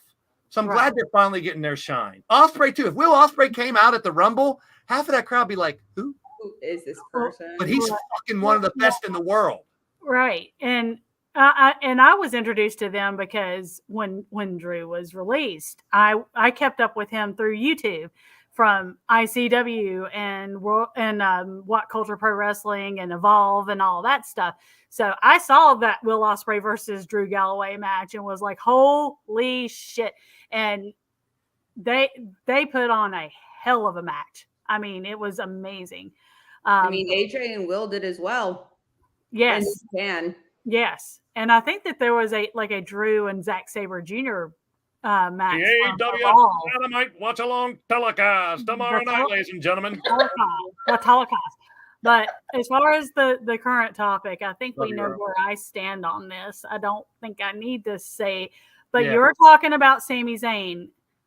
I'm afraid they might. That's all I'm saying, Cherry. Oh, I know, but for fuck's sake, he was in the biggest freaking storyline last year with the whole thing with the bloodline and breaking away with the bloodline, and he was in the main event. True. Of night one. You're right. It's not like poor, and for God's sake, he's held a title in front of fans before, whether it's a world title or not. He's held a title in front of fans. Yeah. Drew's not had that. No. You realize that he has only held on the main roster 5 titles. Yeah, I know. 15 years, and only 3 of them, and they were relatively short reigns, were in front of fans. I see, and both the tag team titles, he only held it for like 2 weeks with Cody Rhodes, and then true. what was it, like 3 months with Dolph? I mean, Yeah, that's it was just a fucking couple criminal. months with Dolph. I know it's not a topic, but the Okada, Mercedes, and Ospreay joining AEW this year, don't get me wrong, it's not going to change the world and big needle mover and make it way better. But it doesn't is have to be something- though. But there are a huge segment of fans that are Sasha stans. They're going to come back because she's on there. It's Right. not going to change the world, but you're going to see fans who aren't used to Ospreay and Okada great wrestling, and I'm looking forward to it. You know Absolutely. why I'm so excited for Will Ospreay is because I didn't even know New Japan existed until AEW came around and they started having New Japan guys and gals come and wrestle with them. That's how I got introduced to Will Ospreay. I really liked his style, went back on YouTube and watched a bunch of his stuff, and I was like, holy shit, this guy's he's amazing. He's Mhm. Yeah, he does shit that no one else does. It Yeah. was insane. And I am so excited. I'm so looking forward to actually being able to see him on TV on a regular basis. Right. That's why I'm very excited. Me too. Right. But I don't want to say that, but of course you've got that fucking cash in that could possibly happen. Yeah, Oh that's- God. He's Do got we 150 really want days to do it. fucking see Lollygagger Tip Top Man as champion? No, we do not. I mean, I don't No. mind him, but I think this is a good prospect for a failed cash in. Absolutely. Me too. I think I agree. I mean, He can actually benefit from a failed cash in, I it think. could- I mean, they talked about like breaking him away from Judgment Day and turning That him could be the face. reasoning. That could be the reasoning. Yep. He could didn't fail want that any help, and cash they in. fucked it up for him or something. I don't know. Drew I could see can that. win. He That's tries right. to crash in on Drew, and then he felt, and then Drew, by hook or by crook, beats him, and that leads to that. But Absolutely. but no, I will not move from my stance. He absolutely should have a run, and especially with this character he's got now, which is, I It's mean, so great. if you watch like his stuff from ICW, it's like that really vicious heel thing he had going in ICW, but kind of mixed with the cocky, jovial guy that he had been in WWE, and he is just like, and it's all his creation. Cherry, Triple H if he does get that shot, Cherry, here's an idea. Whenever Bray Wyatt was really, really big, There was a group of individuals that I used to watch on. His name's Wrestling Days. He's from the UK. He does watch-alongs. I did an I interview. love Wrestling Days. He's so awesome. I interviewed him. You can check it out. It's a great interview. Oh, seriously? I never thought he would say okay, but I had so much fun interviewing him. Oh, I love He him. had He's a huge wonderful. segment of fans that were Bray stands. Whenever Bray was really big, they used to do a little podcast every week about Bray. If Drew gets his show, you should do a show every week on Drew. Hell yeah. I love that idea. You can obviously talk about him a lot. It's obviously an intriguing character. If he gets that title fight, I would have like a little extension of the Queens of the Ring where just Drew. Just call it just Drew for an hour. Just Oh, I love that. I love that idea. You guys know so much. Cherry, you know the history of it. And if he's getting his shine like he deserves from the COVID days, that people would want to watch that. That's cool. that's a really good idea. Like I said, he's even surprising me with. I've always known he is great, but That's why I did the T-shirt thing earlier because I saw him take the T-shirt off and have That is like the most genius shirt ever. But I've always said the WWE has always held him back, and it was painfully obvious when he went to the Indies that he was being held back. Like his promo work when he came out and said, "I am the fucking business," and it's like, okay, I always loved him back, in WWE, but I was like, where the hell did this guy come from? The only thing I didn't like about Drew is when he cut the top ropes with the sword and shit. I didn't want someone to get stabbed by the fucking sword. That was his idea, but having the sword is cool, but I didn't want him to drop it and someone gets bludgeoned by a damn sword and we witness murder on TV. Well, and I was like, I get the whole thing about the sword, and I love the sword, but I am glad that it's gone away with this new character. Yeah, he doesn't need it. He really doesn't. Does it? And he's got it right now. But he's been held back, and the little mini feud he had with Roman going into Survivor Series 2020. Drew Galloway and ICW had Roman talk to him the way he did at that contract signing would have been destroyed by Drew Galloway. I knew WWE was holding him back to make Roman look strong. That's just how it was. But to see him, and I know for a fact because I watched the podcast with Heath Slater. And when they were here in Charlotte for the Raw in September, I was at that show. They went and had dinner together at Heath's house. And Drew was telling him that, they're going to finally start listening to my idea about this darker character. This is all Drew. If it were up to Triple H, he and that idiot had not been fired, he would still be in that tag team with Matt Riddle. He was content with shoving Drew into that stupid tag team and letting him languish. This is all Drew. And that's why that makes me very proud that what he's doing right now is all him. And, and if he really has resigned, I think he has actually resigned, because why would they be putting this much effort, doing this much new merch, and putting him on posters for May and August? That's why I said, what did I say? I've said this a couple times, and I've commented too, I think on some of Earl's Friday Night SmackDown watch-alongs. I'm like, they are not going to put somebody in a storyline for a title, or give them a title shot, or put a title on them if they haven't re-signed their contract. They're not going to do it. But the Dark Sheet says he's going. I'm like, that's why I think he's signed, and they're not saying anything because it's giving intrigue to the story. It's building the story. It's building that tension for this story. What's Drew's story? Because God forbid someone else has a story besides Cody, but he has. But this story is Drew is disenfranchised, and he's bitter or whatever. It's that tension with this contract that is helping this. And if people can't see this, and what was funny is that report from Survivor Series where a certain person with Frightful said that they saw him backstage and that he was, cursing and he was not happy and he stormed out of the building.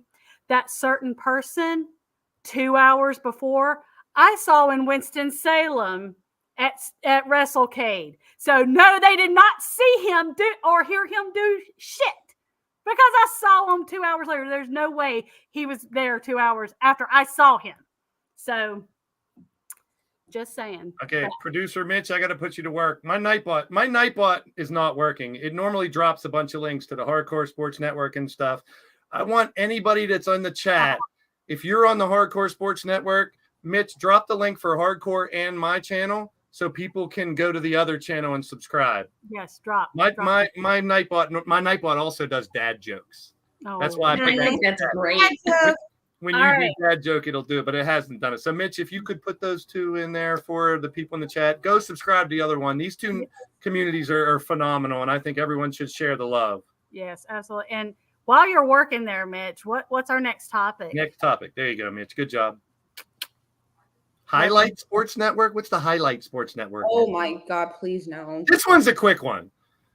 I wouldn't be surprised if they did, but I wouldn't be upset if they didn't. Because he's done he says some really dumb shit, and you never know what he's going to do. But when he was at the press conference, he was funny as shit. And when he said, Cody should have punched him in the mouth, and The Rock did that, and you could see The Rock in the background turn around like, look at Punk. It was so great. So he used to do commentary every once in a while on AEW, and he's a smart dude. This is the story I've told on my WrestleSense. When I met CJ Sensation for the first time, it was in a VFW wrestling here, and he fought CM Punk. And I remember CM Punk getting up onto the apron, and 25-cent beers were flowing, so we were drunk, me and my 5 friends, and we kept chanting Pepsi, Pepsi, Pepsi. And Punk got pissed. CJ Sensation ended up beating CM Punk, and so I've always told CJ, and I'm like, I'm going to tell people that you're the guy that beat CM Punk. He's like, but he did. But that's I wouldn't be surprised if they did it, but I wouldn't be upset if they did not. That's my take on it. Real quick with this one. Well, I'm going to completely agree with that because I just this whole I'm happy CM Punk thing. Sorry if I don't buy it. Well, he's doing that just so he can turn heel eventually. That. He's been a malcontent for how many years now, and all of a sudden, and he was a malcontent. Granted, some of the stuff that happened in AEW wasn't necessarily his Kids fault. and casuals, they don't know. Thank They don't Exactly. know what happened in AEW, so they're just happy to see Punk back. So I can see why they embellished into face Punk. I'm here. He's just gonna turn. But it sucks he got hurt because I wanted to see where they were going to go with it. But it's good for Drew fans. yeah, well, It was going to be Seth. It was going to be Seth Punk. Let's be real. oh, it absolutely was going to be, and I would have been absolutely pissed off because Drew would have been in yet another match with Sami Zayn. I love Biggie. I miss you, Biggie. I want him to come back. I wish. Biggie would be great as a host. I would rather Big E host both nights, if I'm being honest with you, because I just absolutely adore that man. We got to please to the other fans too. He's one of the sweetest that I've ever met. I can tell you that. But something that really caught my attention when Drew did his first promo on Punk was, wow, he talked about the things that CM Punk did to him behind the scenes. Now I know that whatever happened has been resolved because I actually have a story about. The independent wrestler Effie showed me his Drew McIntyre foot tattoo, and he showed it to me at an indie show, and he said that Drew's seen it because I actually sent him a picture of it. He said, well, Punk already texted me a picture of it, so I know whatever happened has been resolved. But if you go and they don't read like each other, well, they don't have to like each other, but but Drew's a better man than me because if you go and read Drew's book, there's a chapter called Snakes in the Grass. And he does not name the person, but he talks about a certain higher up wrestler on the card that talked shit about him and around the time that he started losing his push and basically tried to ruin his life and career. Punk was a piece of shit. For a while, I mean, he's Punk. That's who he is. He's a piece. But for the longest time, I thought it was Cena because that perceived him as a threat because he had that reputation with Alex Riley and the Nexus and with Kennedy. But when I heard those words from Drew, I literally was like, "Oh my God, it was Punk." It had. I mean, that's. But like I said, Drew's a better man than me because I would.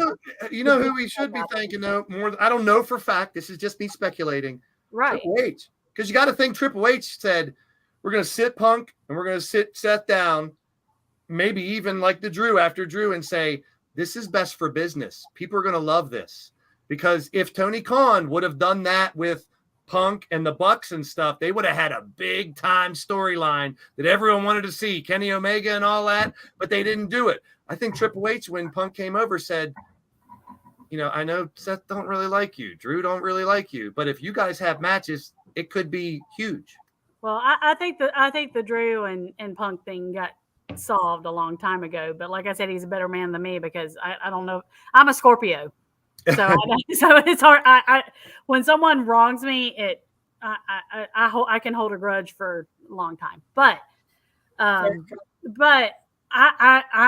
would much rather see Big E as the host because I would love to see him involved somehow other than being on a panel.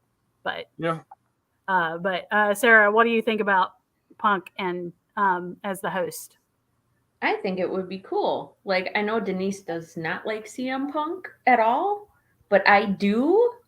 And I think it would be great. I thought he did a fantastic job. He was hilarious at the press conference thing last week. So it wouldn't surprise me, but I'd be okay if it was Big E as well. Mm-hmm. Like, that would be perfectly fine with me too, because I miss seeing him. Mm-hmm. So I'm kind of okay either way, you know. Just not Hulk Hogan again. I can't take that crap.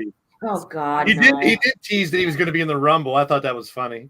Like, I'm like, he just tosses all the ass out like really, really quickly, please. Like him or hate him, Punk can be entertaining, and that's just you know, he can be. Let me say, polarizing. He can be compelling and polarizing. I mean, I always loved him back in the day. Like, he was one of my favorites. Long hair, Punk.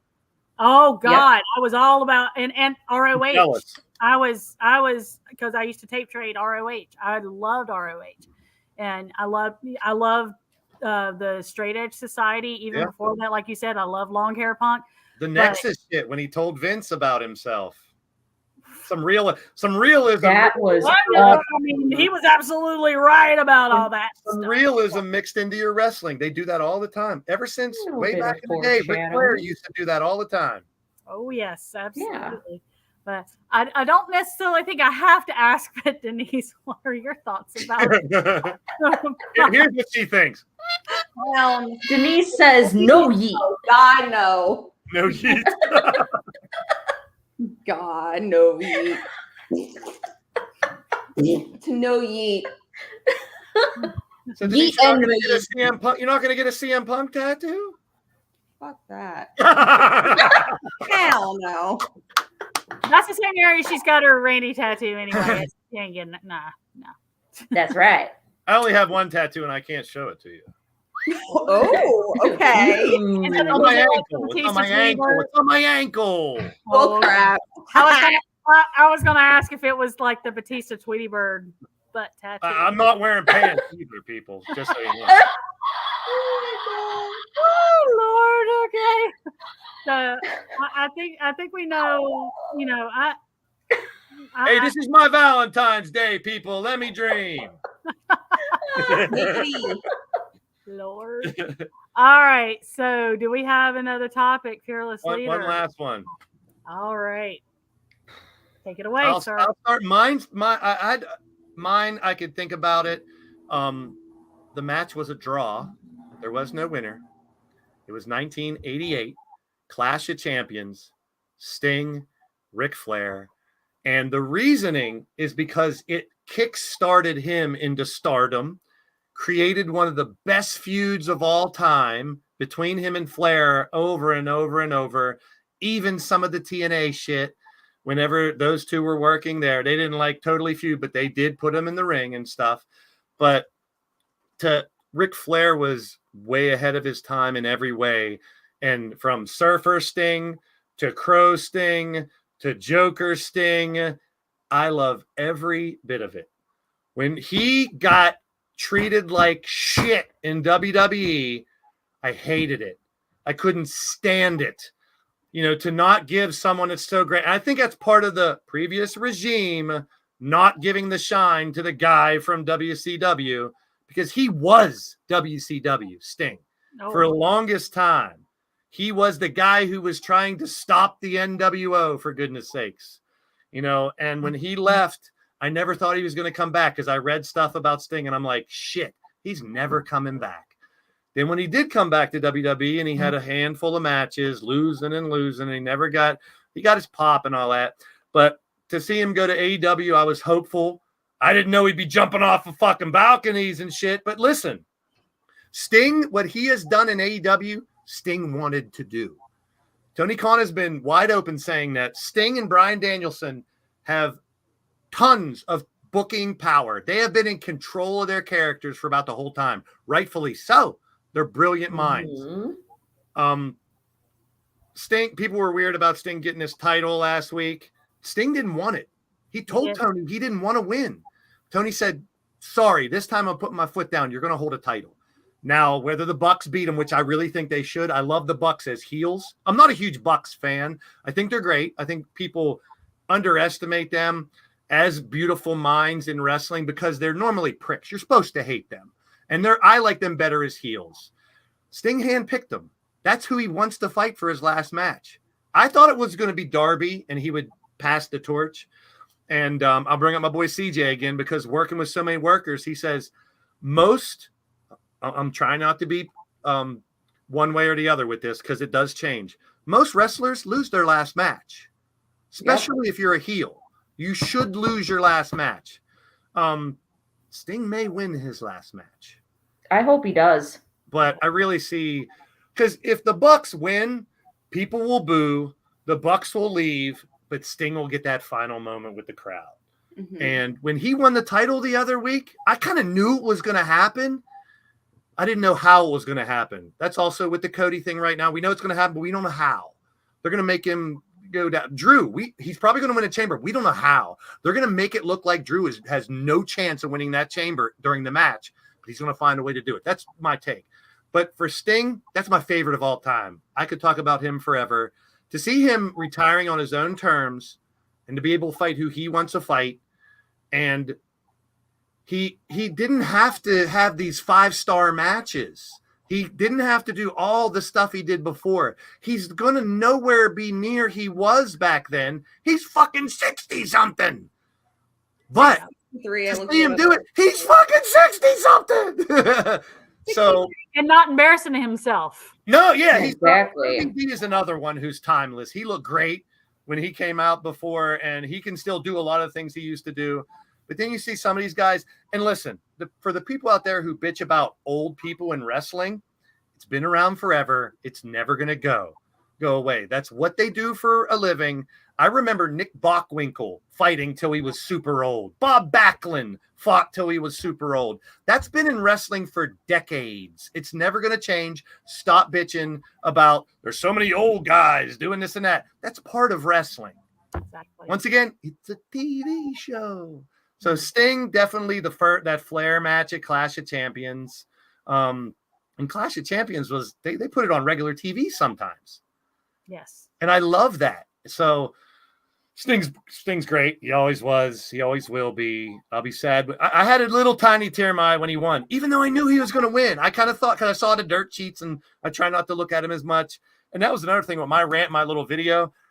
I studied for 6 months the wrestling podcasting world because I wanted to know what I was getting into and be decent at it. I wanted to have a structure, know what I was talking about, lead the way as the host. So I studied the shit out of podcasters I loved to podcasters I couldn't fucking stand, because I wanted to learn what to do and what not to do, what looks bad, what looks good.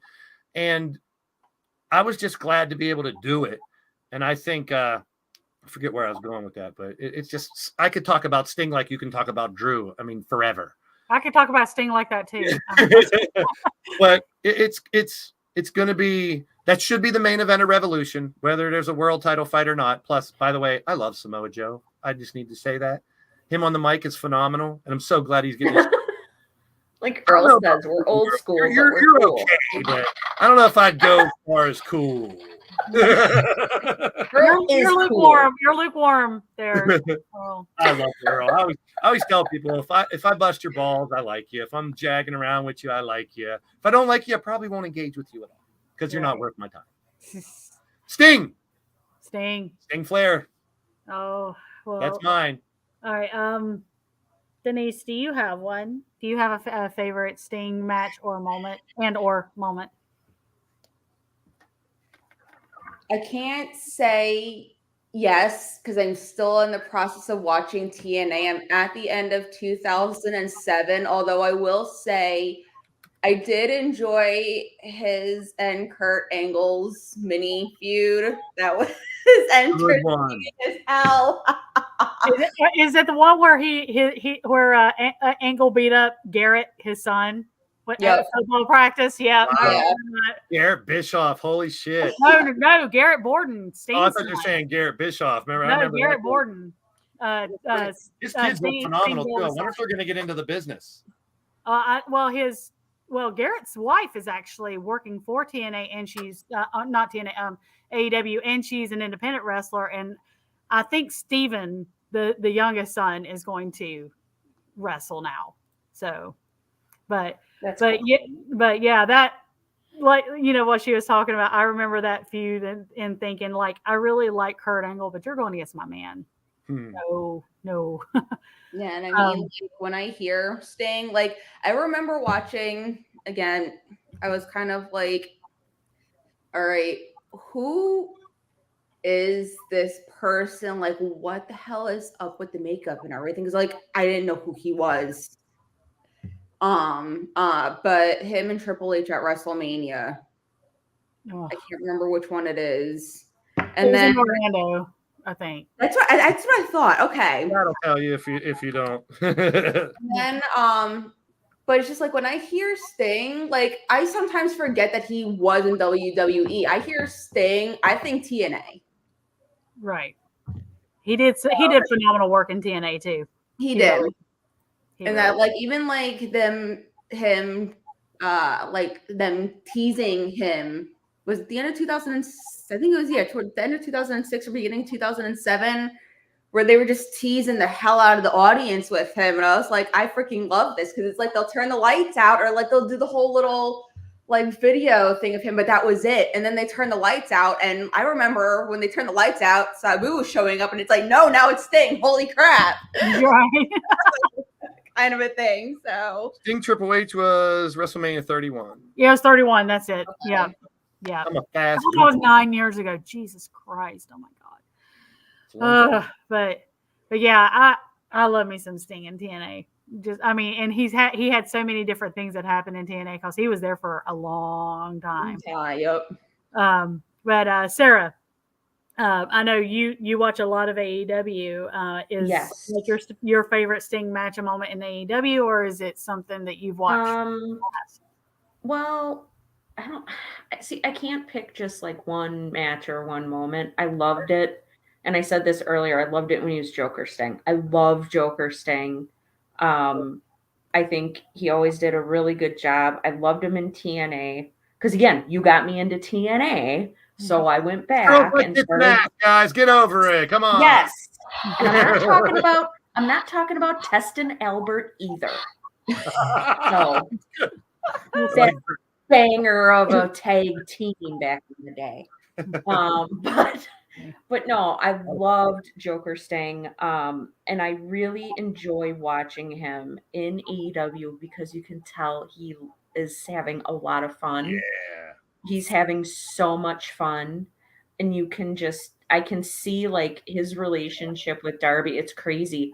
Because it's like, I think when I see them and they're looking at each other, Darby's looking at Sting like a father and Sting is looking at Darby like a son. Yes. I think that is just the coolest thing. They've got amazing chemistry together. And Sting is a funny guy. Like, he's really funny. Hilarious. So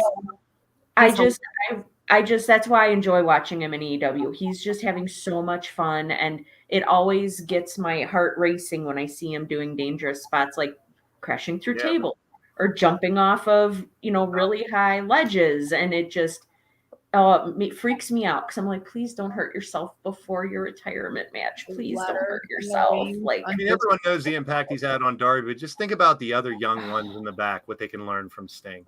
Exactly. Seems like the type that wants to exude and help the younger talent. that's why I'm hoping he stays on in some kind, like a coach or me too.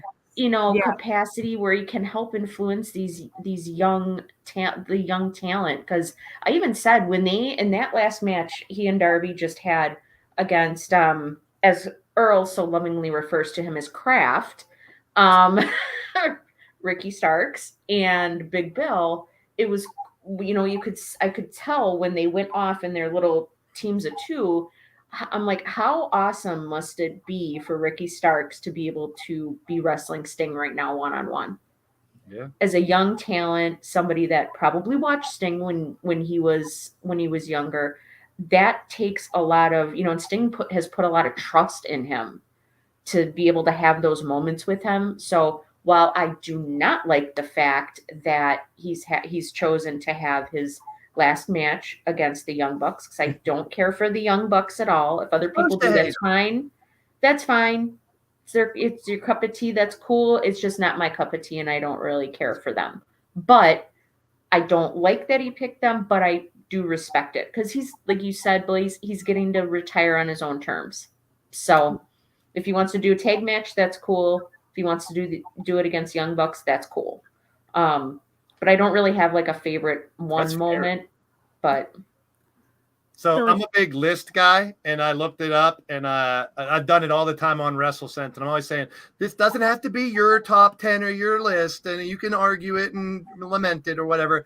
But I found major feuds that Sting has had over the years. There's 12 of them. One is Vampiro, which I love that. Wow. The Bret Hart feud in WCW is number 11. Oh my God.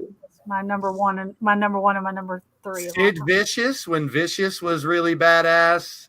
That was 90. I loved Sid Vicious when I was a kid. Sting and the Four Horsemen is number 9. Oh God, yes. With them for a while. Yes. Sting and Great Muta, like you mentioned earlier. Muta.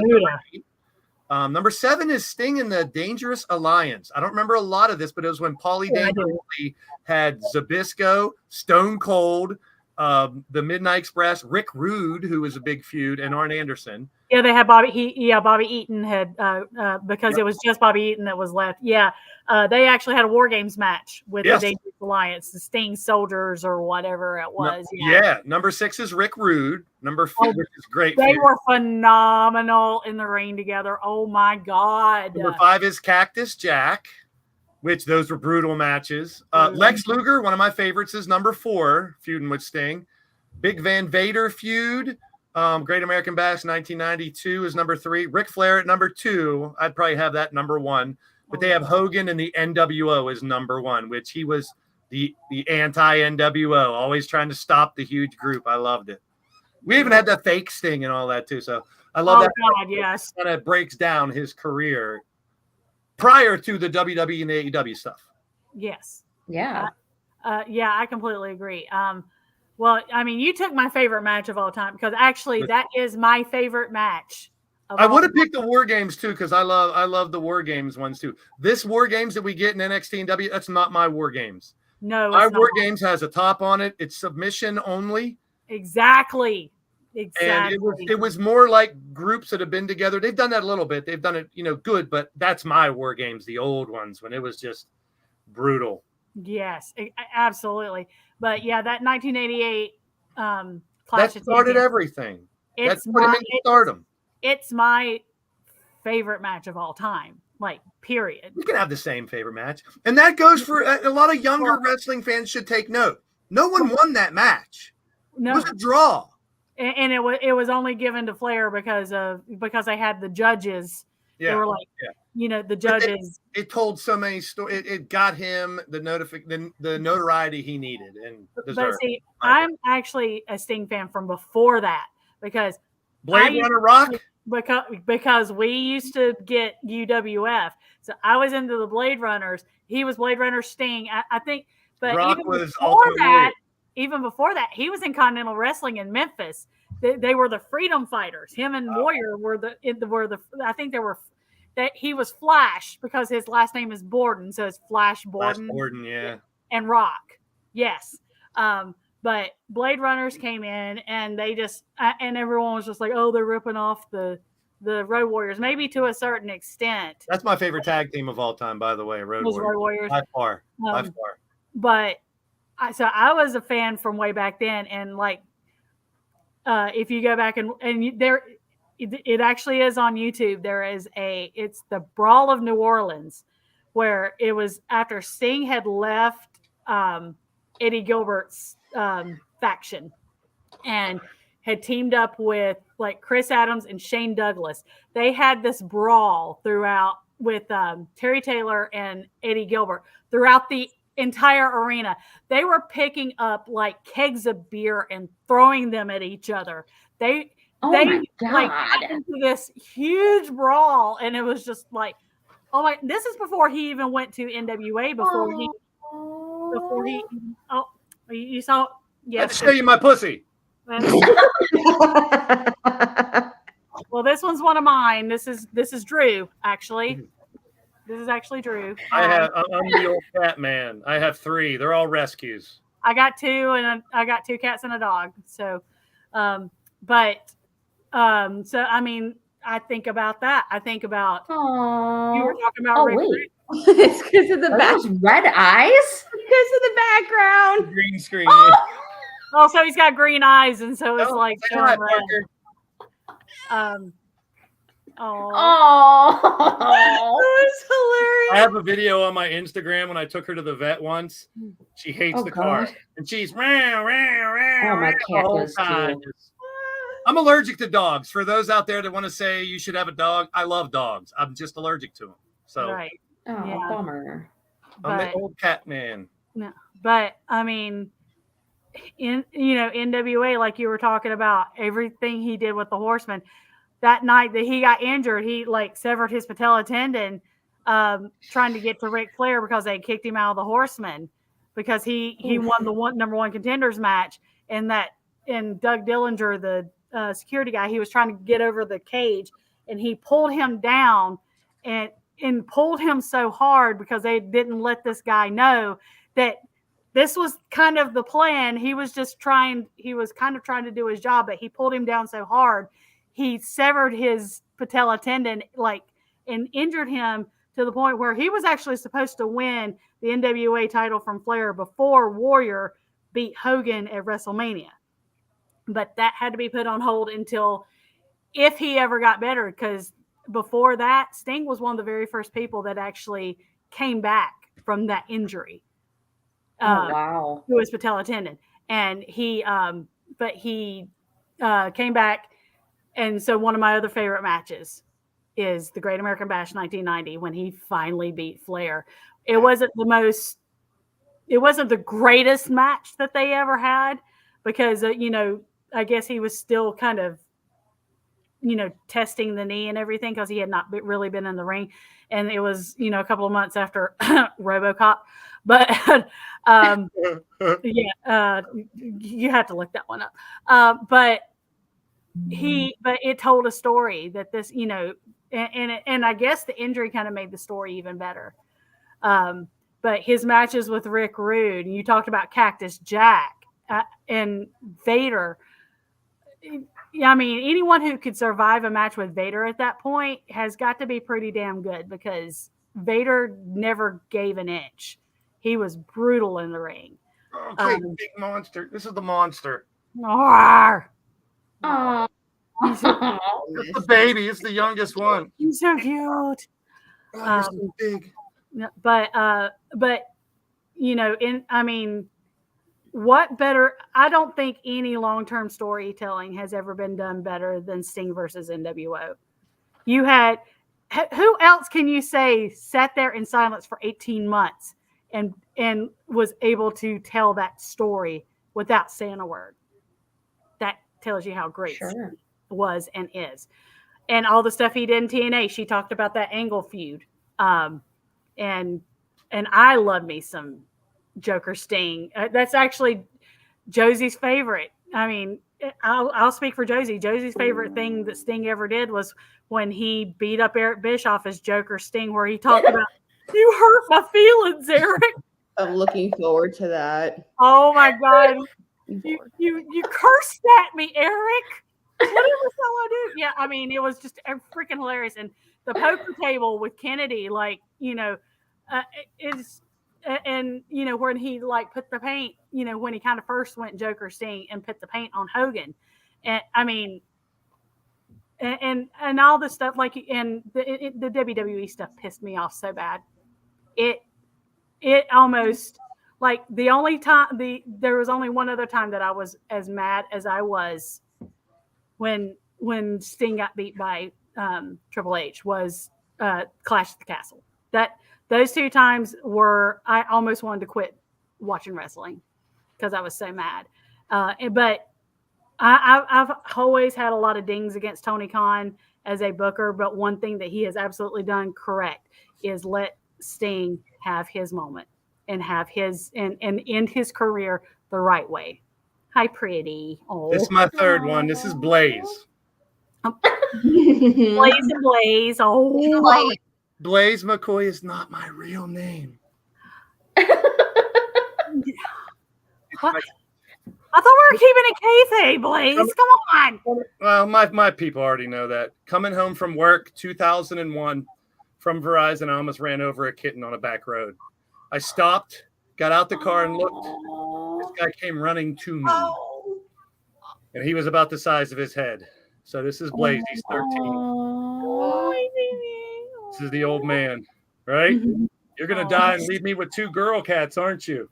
He's so cute. Good luck to you on that one. Yeah, I know. But these are my babies. These are my therapy. Yeah, but like you said, Sting is my number one of all time. I Yep, mean, me too. Sting, Drew, Brett, and Edge. Those are my guys.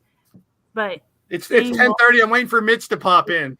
He's I'm like, waiting. 10:30, Mitch, I'm gonna pop in there and tell you.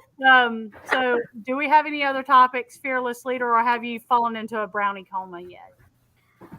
Blaze, oh boy. Oh boy. Oh. Hey, I already got all the sexy, weird, naughty Blaze. Dang it, I'm So looking if you guys are tuning in late, go back and watch the beginning and have a nice little laugh. I thought it'd be This fun is to have the awesome. Valentine's Day thing and with the candy and the roses and the candles. I thought it'd be fun. I did the little sexy Blaze voice, and y'all loved it, baby. Don't forget it. You want it, baby. You want it bad. So It's the best. oh no, I don't want.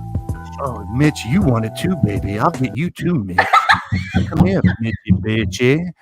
I want to rub all over you, Mitch. Play my music, biatch. Oh, yeah. If you don't know, now you know. Oh, we're going to get all naked and have some fun tonight, baby. And you guys are going to roll around in jello and mud and get sexy all night long, baby. Ooh, yeah. Oh God. Oh, good Lord. So that wasn't my surprise, but I love to make people laugh. That's what I love to do. When I started doing that E-Fed thing for like 2 years, and people were like, "You're funny." I mean, I never thought of it that way, and I'm like, now I got an audience. Now I have some pull. I want to spread positivity. Once I started to hit that 1,000 mark and stuff like that, and I started getting, the same 20 to 30 people every show, I was like, I really need to take advantage of having this platform.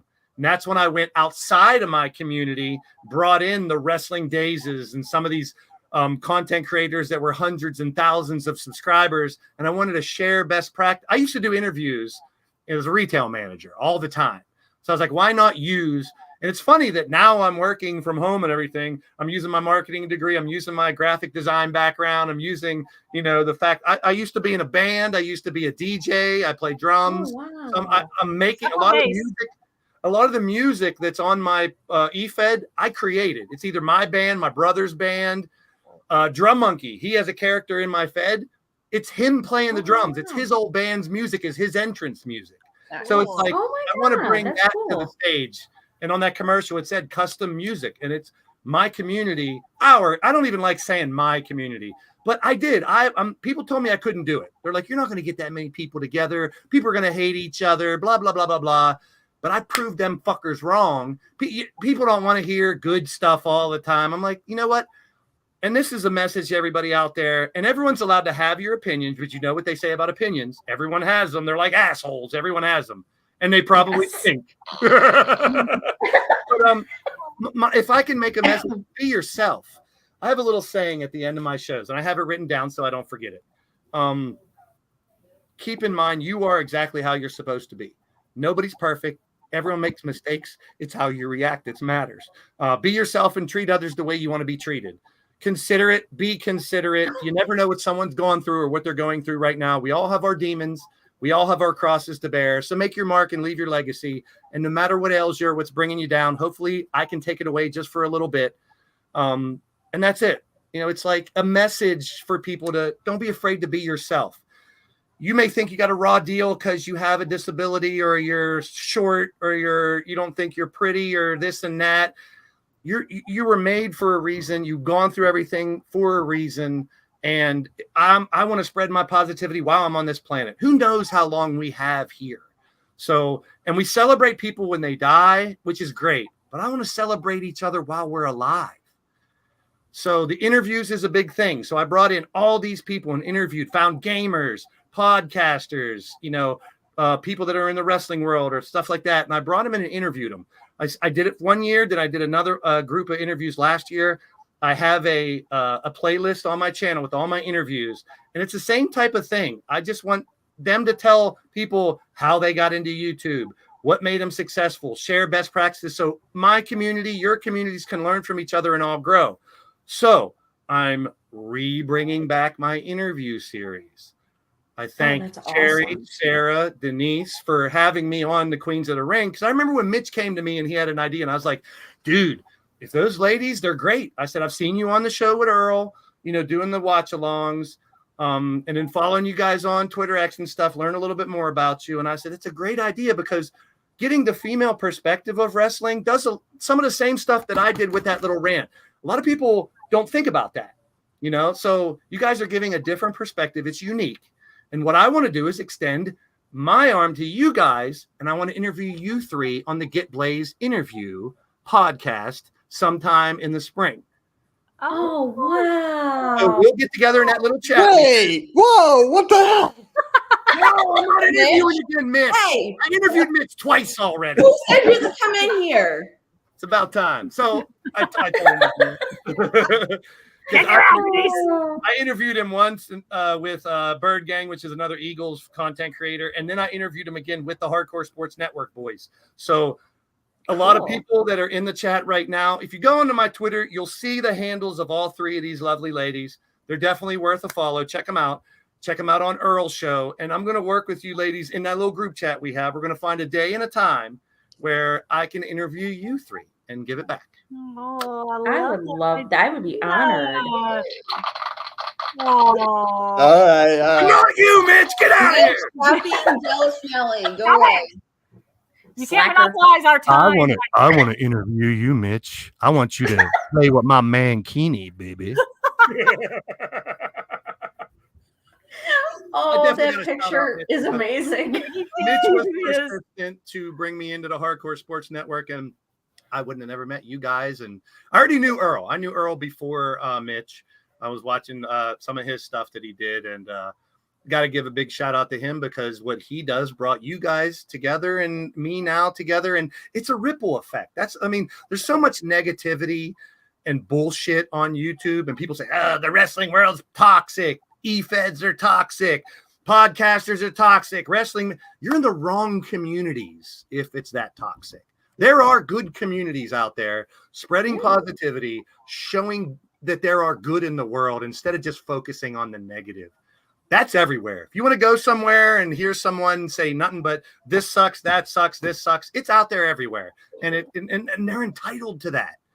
But I wanted to be different, and I'm blessed to be able to do this show with you guys And I look forward to the interview. It's going to be fun. Oh, I I am so excited. know. I can't. That's a wait. good normal surprise, not the very Oh, other I'm so surprise. excited. It's gonna be That's it, awesome. man. This has been a blast. Oh, the funny thing is when Mitch started talking about us having guests, the first thing I said was, "Can we please get Blaze Radio Yes. as a guest?" Because you always make me laugh in the chat. I love jumping in people's chats and making them Oh smile. my God, I you're really do. hilarious. You make me laugh every single time that you come in that chat for Monday nights. Before I live stream, I did the same thing for 6 months. I studied YouTube, watched how people were in chats, watched how moderators worked and stuff. And I watched how I've seen people like yell at people in their chat and stuff. I'm like, you should be blessed that they're there. Exactly. You know, be happy that you have people. And I always say this too, whether you got That's a 2 very people good watching saying. you or 200, just enjoy it. Have fun. Right. Yeah. You know? And Absolutely. if you have something you need, and that's what I want to do. I want to help other content creators out there. Not that I'm high and mighty or holier than thou, but I've realized, and I got some friends that have been in the chat and stuff, Monstar and a couple others that have been like, give more of yourself. Give more of yourself. Don't just be Blaze the commentator. You know, you got something to give back. And I'm very humble. It's really tough for me to do that. And I have my health problems and issues that I had to deal with and get over it too. And when I'm not healthy, I'm not around, you know, I just want to spread that positivity and love, man. And that's what I'm all about. Absolutely. Well, unless we have any more topics or No more surprises. I'm all out. I got some candy. Well, He's got some candy to eat and some pussies to hang out with. Hey, the naughtiness is running off. he knows how to handle pussy. Is all. Hey, I this is the most pussy I got in years tonight. I did drink out of my naughty mug all night. So Oh my God! It's a good naughty though. Don't be afraid It's to go out there. I mean, absolutely this the best cancel kind of naughty culture there world. is. You got to be But- careful what you say and don't say, but have fun with whatever the fuck you're doing out there, people. Exactly. you gotta have fun. This is probably my favorite episode that we have done so far. So 'cause much fun. You are like, Really? I've been so looking forward to this, and we have got to have you on again. Just we got to have you again. The three This of is us. Heck just yeah. the beginning, baby. Oh, just make sure you have that picture and the voice, please. Pictures. That was my idea for the picture. I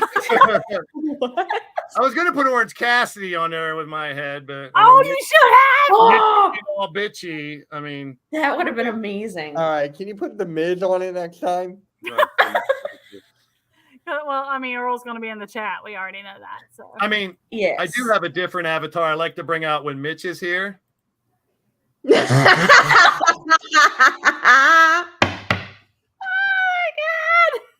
I bust out the assless chaps for Mitch. He loves it. Assless chaps. Oh my! Oh, that is amazing. Oh Lord, with that, I think that thank you everyone who was in the chat, everyone that has watched this episode.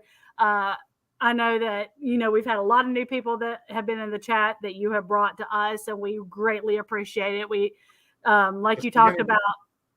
We try to keep everything as positive as possible on this show and in our chats, and like just keep spreading that positive message like you're doing, because Appreciate you are even if it's just like one person a week, as long as you reach someone with that message, you're Be balanced. Too much negativity out there. I want to help balance it out. Absolutely. Right. But this has been an amazing show. I don't know if I've laughed this I much. could sit and talk with you ladies for hours. Seriously. Oh. You guys are Mitch amazing. hurts from all the Absolutely. But we definitely need to do it again. So, but I guess we're going to go ahead and wrap up this 4th episode of Queens of the Ring. Thank you so much to If you're watching, watch the replay. Leave us a comment so we know you stopped by and all that. Share it out. Let people watch it, because more people need to hear this positivity. Absolutely. But for our esteemed guest, Blaze Radio, the lovely Denise, the lovely Sarah, I am Cherry, and we are the Queens of the Ring, and we will see you next month. See ya.